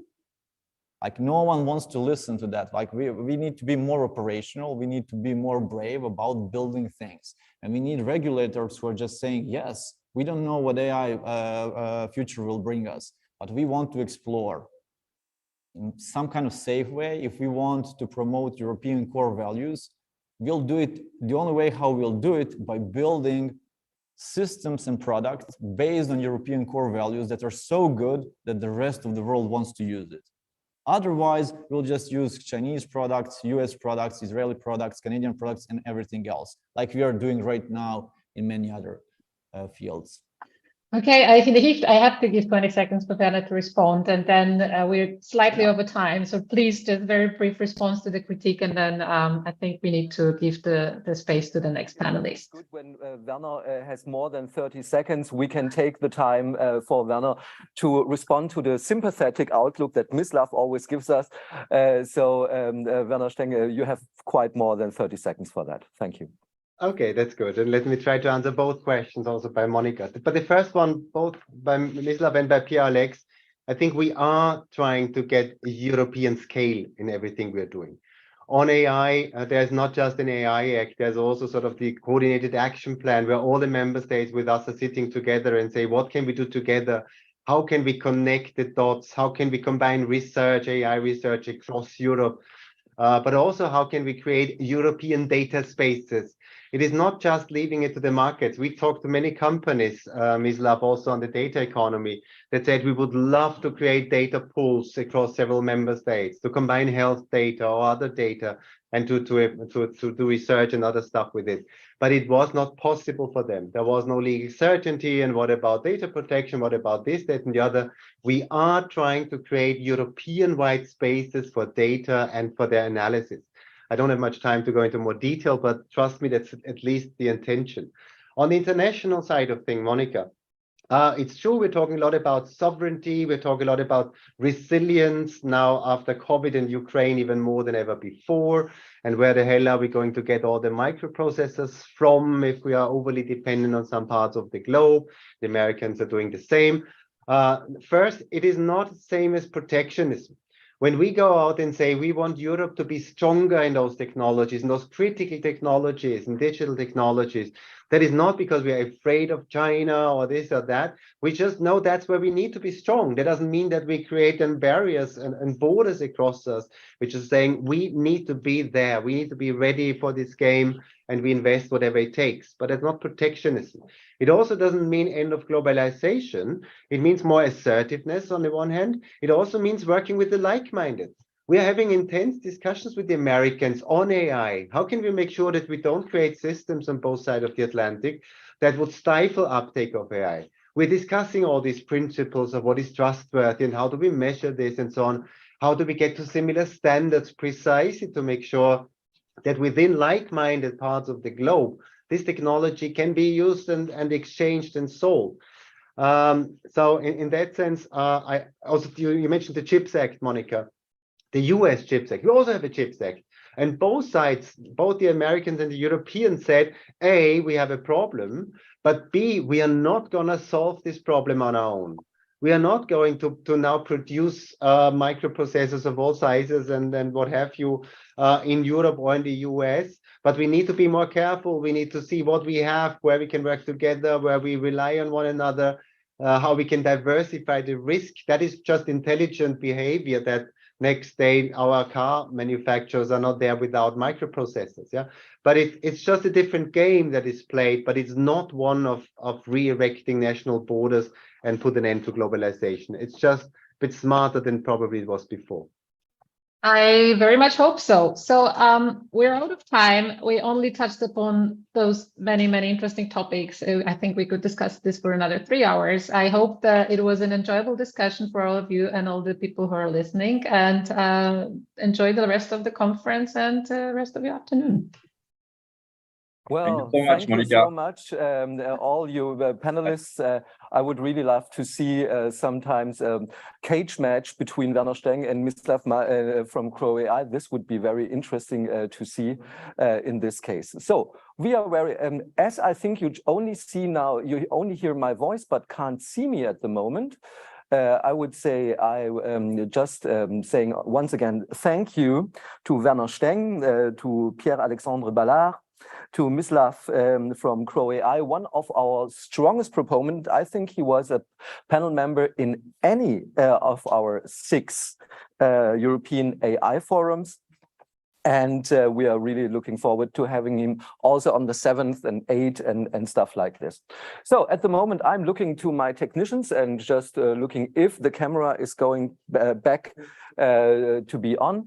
So just wait a little second as you hear my sono voice here In this case, just restarting the virtual cameras that we have here. And this takes a little time. As you know, virtual meetings are sometimes quite complicated in this sense, and not always the technique is going to work. We, as the next point, dear auditors, we have intro to our friends from Greece AI. After that, we're going to Romania. And after that, we are going to the topic of AI and chips from Bulgaria. As you see, we are going now to the south and southeast way of the European AI Forum. And in this case, we are hoping that we are back again soon. Perhaps it would be a good idea to make a little break. Perhaps do some kind of sonor elevator music until we restarted our panel, looking to our chief of technique, if we can do that. And let's go on that. And please stay tuned. We will be back, and I hope you can see my lovely face again soon.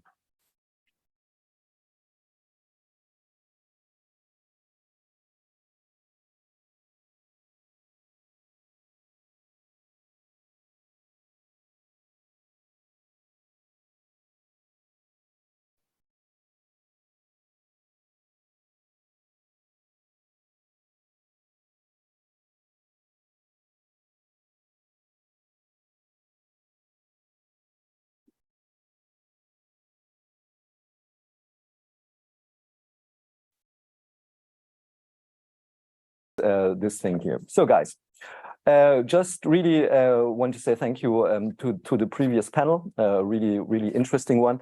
And now we are going, as I said before, to Greece. And we are really looking forward to see Dimitris Georgianis. And I hope, my friend, that I spoke not your name not too bad. Thank you so much. I'm very happy about that. So Dimitris, you're from the Greek AI scene, so can you explain a little bit about your organization and what you're doing? First of all, thank you for hosting us in this AI forum. So I'm representing here AI Catalyst, which is the Federation for Association for Artificial Intelligence in Greece. The association was established about 2 years ago, and as our name says, we believe that artificial intelligence is a catalyst for the economy. So what we do, we are a network of AI enthusiasts from the academia and from the private sector, and we want to raise the awareness in the society regarding artificial intelligence and bring on the table the state, the corporates, and the academia, so they all collaborate. And we want to assist this technology transfer so as research in the artificial intelligence field becomes a product, and this can benefit the whole society. As I said, we want to raise the awareness within people about the AI and the developments that are coming. And to that, we are organizing some events, some internal events, lectures for our members, discussing about trends and developments in the AI. We organize some meetups from time to time to engage the community. And the name of our meetup is called AI and Beers. So we try to discuss about good stories in AI world, and then have some socialization and engagement and networking between the community. We also participate in the public debate, and we assist the state in the dialogue regarding the legal framework and the establishment of the national strategy about AI. And our next steps include the collaboration with other associations. We want to open our activities and our network on European level, so as to achieve what was discussed in the previous panel. To eliminate the silos. We want to, promote the collaboration within the European Union with AI being on the edge of the innovation and the growth of the economy. Mm-hmm. And are you discussing, as we have before, discussing the AI Act, which is happening in Brussels at the moment, and how do you discuss it? We had when the AI Act, came in public. We organized some internal discussions with our members. We shared the document with our members, and we tried to collect some feedback. And some of our members participated in a think tank where we presented, amongst others, we present our view of the AI regarding the AI Act. We presented this report to some members of the European Parliament, and the assistance of AI4Health, we participated also. We sent them our report, and part of the report was included in a public report issued by the EIT Digital. Mm-hmm. Well, thank you so much for joining quickly the European AI Forum here from Greece. We really appreciate, and we are always looking for European partners out there. And we are really happy that you're, for the first time, joining us here at the European AI Forum here live from Brussels. I wish you all the best, Dimitris, and hopefully perhaps we see us soon in real life. Thank you for hosting us, and I hope we have the opportunity to collaborate further on issues that are being discussed at this forum. Looking forward to that. Thank you so much. Thank you. So, and now we're going from Greece to Romania. This is, and I'm so sorry if I pronounce any names wrong. For someone who is called Daniel Abu, it's always also a challenge getting my name out right. But in this case, Viorica, and then it's Patrausian. How do I speak your name out right? I'm so sorry about that. Hello everyone, thank you for having me. So the name would be Viorica Patrausian. Well, it was not quite what I said, but I've heard many versions. So. But you're from Romania. We are very happy that you're here with us at the European AI Forum, and perhaps you can tell us a little bit about AI Romania and what you're doing in your ecosystem. Thank you for having me. So just to say, I am based in London. I'm a research scientist in Google DeepMind in London. And as a side project, I'm one of the initiators of the AI Romania community. And this is an online community that has now more than 600 members. And our mission is to strengthen the community in AI Romania through projects related to education, research, and projects for the community. And we want to facilitate collaborations between Romanians and Romanian in the diaspora, but also to raise the visibility of the Romanian community in the European community and the AI international community. And just to give some examples of projects that we've developed. So on the education side, we created a material for an introductory course for high school, and showing the basics of AI and machine learning. And we are now actually developing a program, Teach the Teachers, where we want to train the teachers, like computer science teachers, to be able to teach this material on AI basics.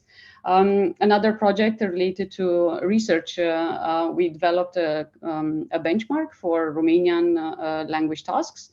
And we also hold hackathons, and we published, the benchmark was published in a top machine learning conference in Europe 2 years ago. And on the community side, we organize every year the Romanian AI Days.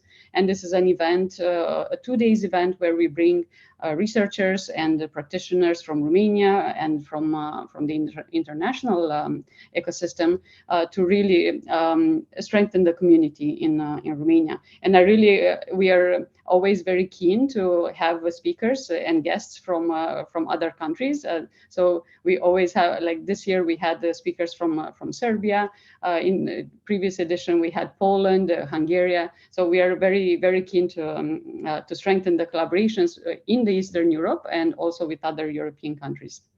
How would you see the Eastern European AI ecosystem? Because we have a very strong contingent. We have Slovenia, Croatia, Bulgaria with us, also from Poland, and when you go up to the Baltics, Lithuania there. And what I think is very interesting to see from my part is how dynamic the Eastern European AI scene is. More, I would say, even more free thinking than how Donald Rumsfeld once said, old Europe in this case. How do you see the engagement there? So I see it as an extraordinary pool of talent for AI, and we really need to invest and promote that region in Europe. And I do think we are underestimating the potential that we have there. Like generally, the funding from EU goes mostly in the Western countries, but I do think we need to invest a lot more in Eastern Europe. And especially so that we don't lose the talent there, because there's a lot of brain drain, and this was mentioned before. We need to invest in Eastern Europe, in research institutes, in educational programs for research, such that we enable research to happen there. And that way we can strengthen the overall European landscape. And just to mention another event that we are organizing dedicated to Eastern Europe is the Eastern Europe Machine Learning Summer School. And this is an event that we've had now 5 editions. So it was held in Romania, in Poland. This year was Lithuania, and next year will be Slovakia. And we really try to bring there like the top machine learning experts who teach for a week and mentor students mainly from Eastern Europe. And there has been so much enthusiasm around this event. Like we have a lot of candidates everywhere in the world wanting to come there. And also all our projects are based on sponsorship. So the companies have shown so much interest to fund such events. So I think we really need to have more such events in Eastern Europe. So that's my thinking. I would completely agree, and I think, as you said, you did one in Lithuania, and yes. I was in Vilnius some months ago, and they told me with great emphasis about this situation. So the guys from AI Lithuania were very, very pleased with the event and want to do it again. And perhaps we can cooperate on this, because we really think that talent is one of the keys of establishing a European AI ecosystem, and we are really looking forward also cooperating with AI Romania on this one. It was so great that you were here. Thank you so much for participating in our little European family AI endeavor. And we're really looking forward to seeing you in real life, perhaps pretty soon. Have a great day. Thank you for having me. Bye. So, guys and girls, we are now going to the final line of our event today. We are now heading from first Greece, then to Romania, now to Bulgaria, and with an input about the very important part of the topic of AI and chips in this case. And we are very honored to have Professor Dimitar Nikolov, Associate Professor from the Technical University of Sofia in Bulgaria. Are you there, Dimitar? Can yes. you see us? Can you hear us? Can you feel us? Yeah, there he is. Yes, thank you. Thank you for having me. I can hear you. Everything's That's perfect. Fine. And the floor is yours. Yeah, thank you. First, thank you for having me and for the invitation. And yeah, I would like just briefly to describe actually what is the connection between the AI and Chips Act. Basically, this is the field. And to describe what are the challenges. Actually, the challenges in front of machine learning, if you see historically how it was been, it was that in order to have we grew a little bit more with the bigger data. Each time during the years we had more data. More data actually drove better algorithms, and better algorithms actually needed a more compute power in order to drive those algorithms. And the cycle continues on and on. Better compute power actually gathered again bigger and better data, and then better algorithms, and then more computer power. And actually it was one of the first application of specialized hardware for machine learning actually was AlexNet using GPUs in order to drive this kind of a deep neural network in order to get more performance, and it performed 4 times better on GPUs than on CPUs, and that was 2012. But actually, GPUs are not enough in order to drive the machine learning algorithms forwards, because what we are seeing now in the domain that there are a lot more this kind of domain specific controllers and accelerators that drive better machine learning. what actually is the problem here? The problem here is that the different kind of machine learning algorithms have different requirements, and when it comes to the hardware, it really goes for the scaling issues. When you would like to scale a little bit more, you have a bigger bottleneck in order for the compute power. And the scaling for the machine learning and the hardware for the machine learning, actually, it's really multi-dimensional issues, because you have a different, we could boil down the scaling issues to 3 points, because basically we have, the first point is that we have a unique application domains. We have a different and vastly different application domains, ranging from internet, cloud, medical, entertainment, security, defense, autonomous machines, and those applications actually require different, have a different requirements for the hardware for the machine learning, and they pose really great challenges for scaling ML algorithms and the hardware adoption for the scaling of those algorithms.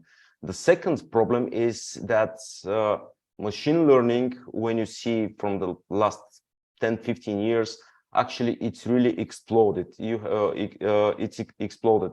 We have a really active research field, and actually the number of the work that is done, it's vastly enormous. From the data from the OpenAI, we see that from the AlexNet 2012 to the AlphaGo 0, we have more than 300,000 times increased demand for the computation and power, and these were the machine learning algorithms developed in the 70s years. Actually, we have a really big increase in the computational demand, and the models that we are training and using really are not equal. The demand for the computational throughput during the training of those models, actually it's vastly different, and the problem is how we handle this kind of a large demands. And the third problem, scaling, actually comes from the semiconductor environment itself. Moore's law actually do not provide sufficient improvements, either in the computational power, either in the power efficiency. Well, if you see the power efficiency is really flat. And actually, in the scaling issues, basically how you get the hardware for the same hardware to perform for the large scale data center and for the low power edge device. These are really different. And just to point some recent industry developments that we are seeing in the industry, these are in the literature, they're called so-called domain-specific accelerators. These are examples like from the Amazon Annapurna Labs, that they provide these kind of domain-specific accelerators for their servers. Another example is, for example, one of the most famous one is the Apple's Bionic chip and N1 chip. You have in the chip you have a CPU, then you have a GPU, and then you have a specialized neural engine that actually performs these really high requirement computational tasks. Another example are Google Tensor Processing Units, Tesla. For example, they have their own Tesla full self-driving computer. We see in that field for the hardware, for the machine learning, really vast number of different startups that actually provide quite a different insight about how the things could be done. For example, you have a Cerebras startup that have a full wafer of that is one chip actually used for machine learning algorithms. We are also going back to the analog computing. There are startups that are doing different kind of computation of deep neural networks on the analog on the memory chips but using the analog, different kind of analog laws. And one of the problem here is that we lack a different kind of a standardized benchmarking for all those different hardware. And now we have actually a really big opportunity. Without the specialized hardware, machine learning in Europe, and I would like to point to the previous speaker from the previous panels, that we see that we are saying that we are lagging behind in US in the machine learning, in different machine learnings, and we are lagging in that area too. If we continue to lag in that area for the hardware, for the specialized machine learning algorithms, actually we will be still lagging in the machine learning area.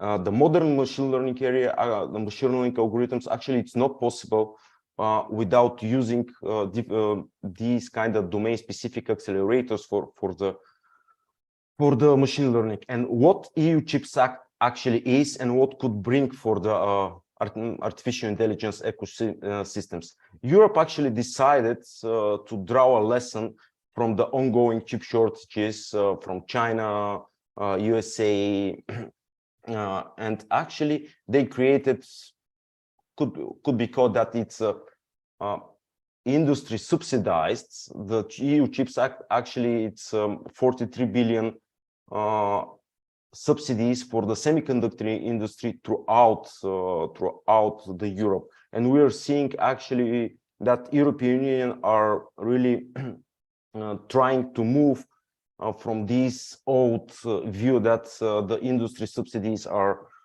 something bad. And actually the EU Chips Act provides support for the R&D in Europe, actually provide the legal basis for the EU member states to use different kind of subsidies to be used for the semiconductor devices to help in times of different crisis. And actually, the final goal is to have a higher number and higher amount of production facilities in Europe.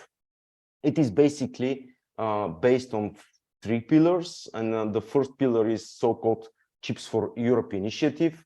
The second pillar is security of supplying chips, and the third is the monitoring of crisis. Basically, all those pillars that are described in the EU Chips Act are trying to, these measures actually are trying to get on the topics of the skill shortage, subsidies for different fabrications and facilities in order to have a better production, to have a higher amount of chips produced in Europe, to increase the collaboration between the countries, companies, and different organizations. For example, one of the leading research organizations in that field is IMEC in Leuven. Another one is Latifić in France, and actually, the EU Chips Act tries to involve these organizations more closer to the industry, and also industry more closer to the R&D. One of the biggest companies in Europe, actually is Infineon. It's a European company, and actually they are trying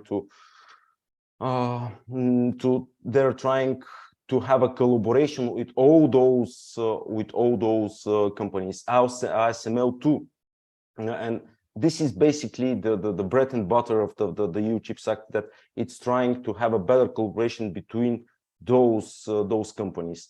Also, one really interesting point here is that EU Chips Act actually also tries to address the problem that was raised in the previous panel, that basically we are in a kind of silos. Because, for example, in Bulgaria, we have really strong tradition in the design of integrated and manufacturing of integrated circuits. But in the last 20-25 years, actually, this was a little bit overlooked. At that industry didn't increase in Bulgaria, and EU Chips Act actually it's trying to connect all the different countries in order to have a better crisis management, better security of supply of chips and to increase really this, to secure the skills that are needed for semiconductor industry. Because one of the problems here is we see that around Dresden, there are three different major foundries that are opening in next year, but they have more than 30,000 jobs that are needed and that they are lacking those specialists. And EU Chips Act actually, it's really trying to increase that. And one of strong points here that I would like to address that Europe really has a really strong advanced designed hardware capabilities. However, it lacks the manufacturing facilities. And actually, one of the problems here that I'm seeing,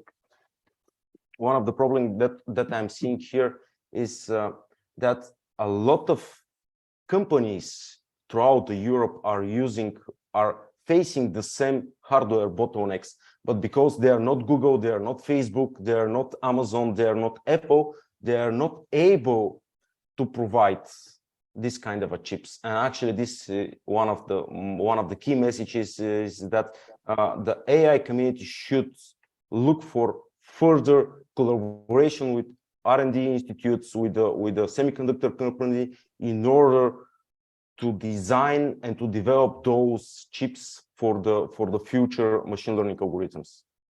Dimitar, thank you so much for your insight in this in AI and chips in this very important matter, and thank you for taking the time this afternoon with us and to the whole community. And our best, of course, to the AI cluster in Bulgaria, which is one of the most active members in the European AI Forum. Thank you so much. Thank you. Thank you for having me.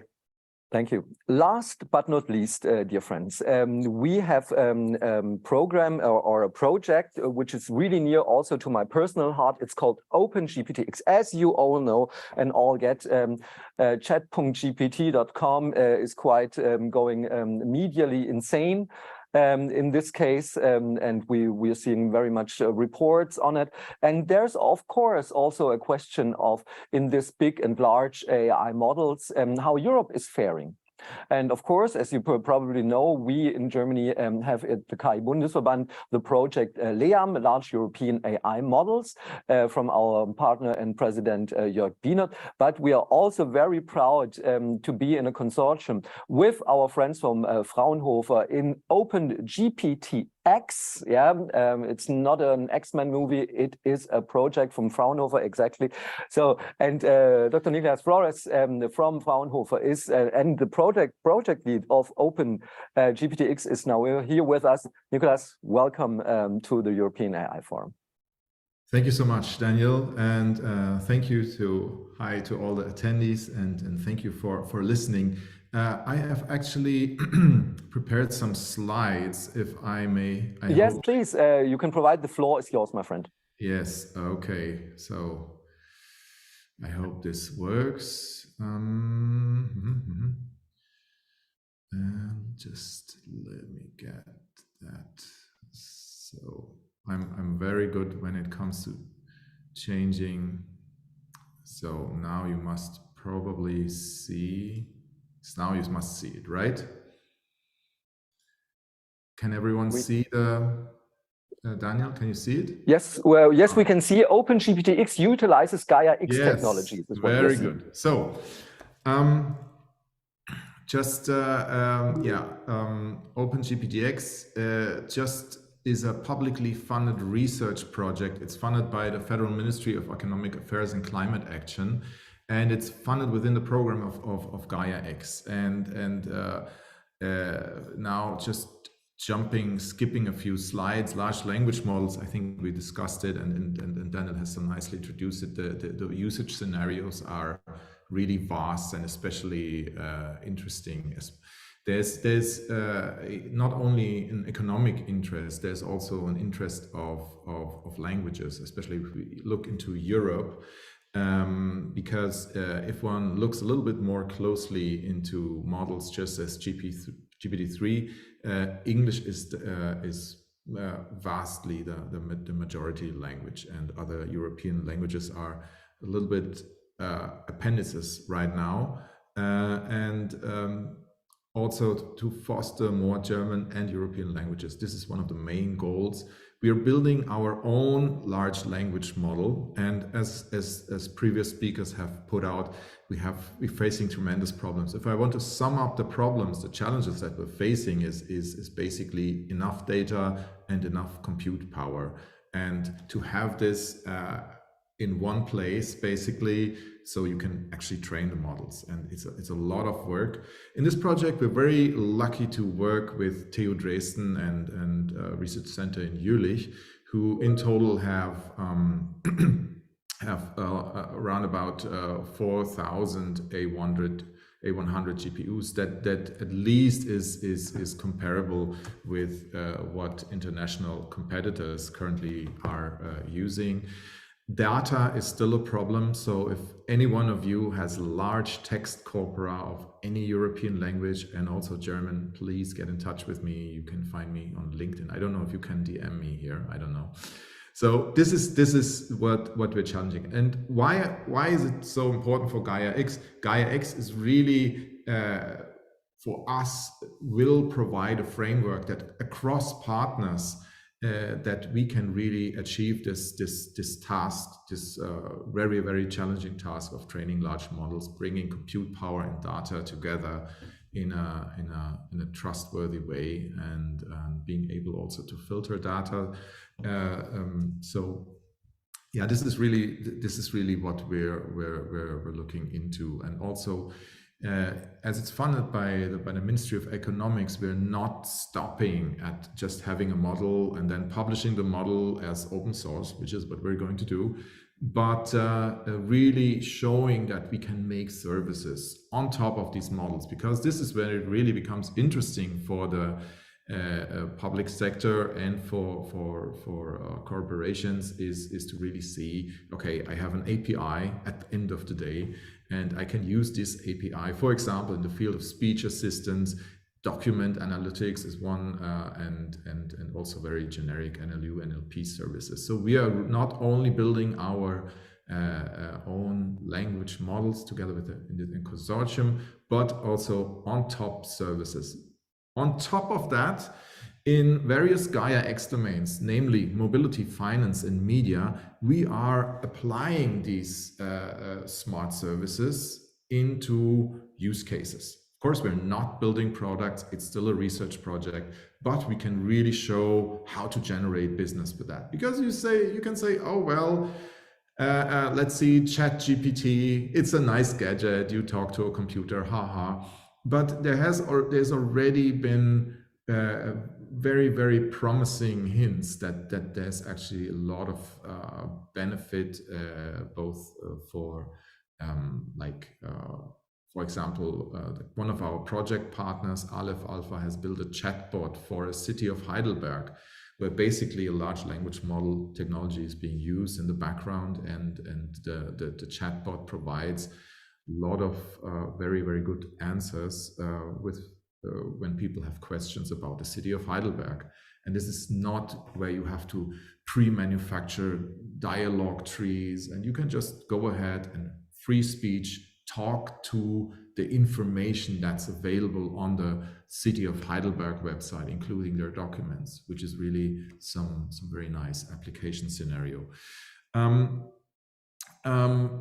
The expected outcomes, as I already mentioned, is really this open source AI language models, where we really want to support also all the questions that come up now with regards to research. How do these models actually work, so-called explainable AI? In addition, we want to really reduce the bias. So how can these models be trained with sufficient data that is not toxic in sense? Of course, it's a philosophical discussion, what is toxic, what is non-toxic. But I think we can all agree that for example, racist comments and all of that is clearly not something that we would like to support as research institutions. Yeah, so right now this is a challenge that everyone is facing. And also when we think about the EU AI Act, there's something about certifying these large language models, including the services. So this is also something where we really cannot use an API from a US or a Chinese firm, where we really need to have the models in our computers.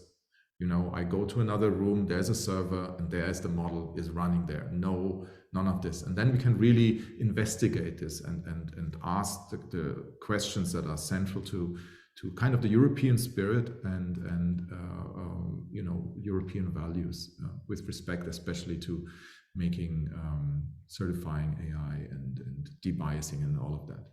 So anyway, so these are, as I said, these are very tangible outcomes. We are finishing the project end of 2024. Follow us on LinkedIn, and yeah, there we give you frequent updates. We're currently training a 12 billion parameter model, but we're at least trying in the next months to scale up to really likes of Bloom and GPT-3. Daniel, how much time do I have? Depends how much. Well, we have a little time for you always left. And how much do you need, you think? No, I could just. Well, I know you can talk like until midnight about one of the most important issues, of course, in this. But if you have something more to say, we won't cut you off for 5 minutes or anything. Yeah. So there's no virtual umbrella going for my throat. That's good to hear. No, just a knife. Okay, then I can take that. I always have a steel vest.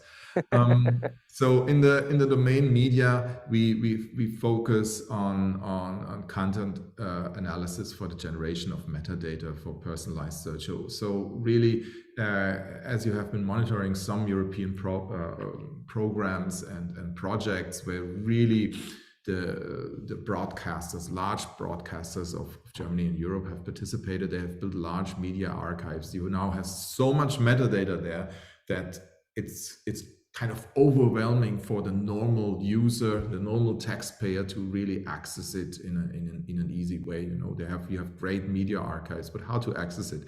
And we think that the solutions we have come up here with might be a key to really accessing the stores in a new way, new paradigms. I'm not saying it's replaces search, it's just a new way of interacting with the content.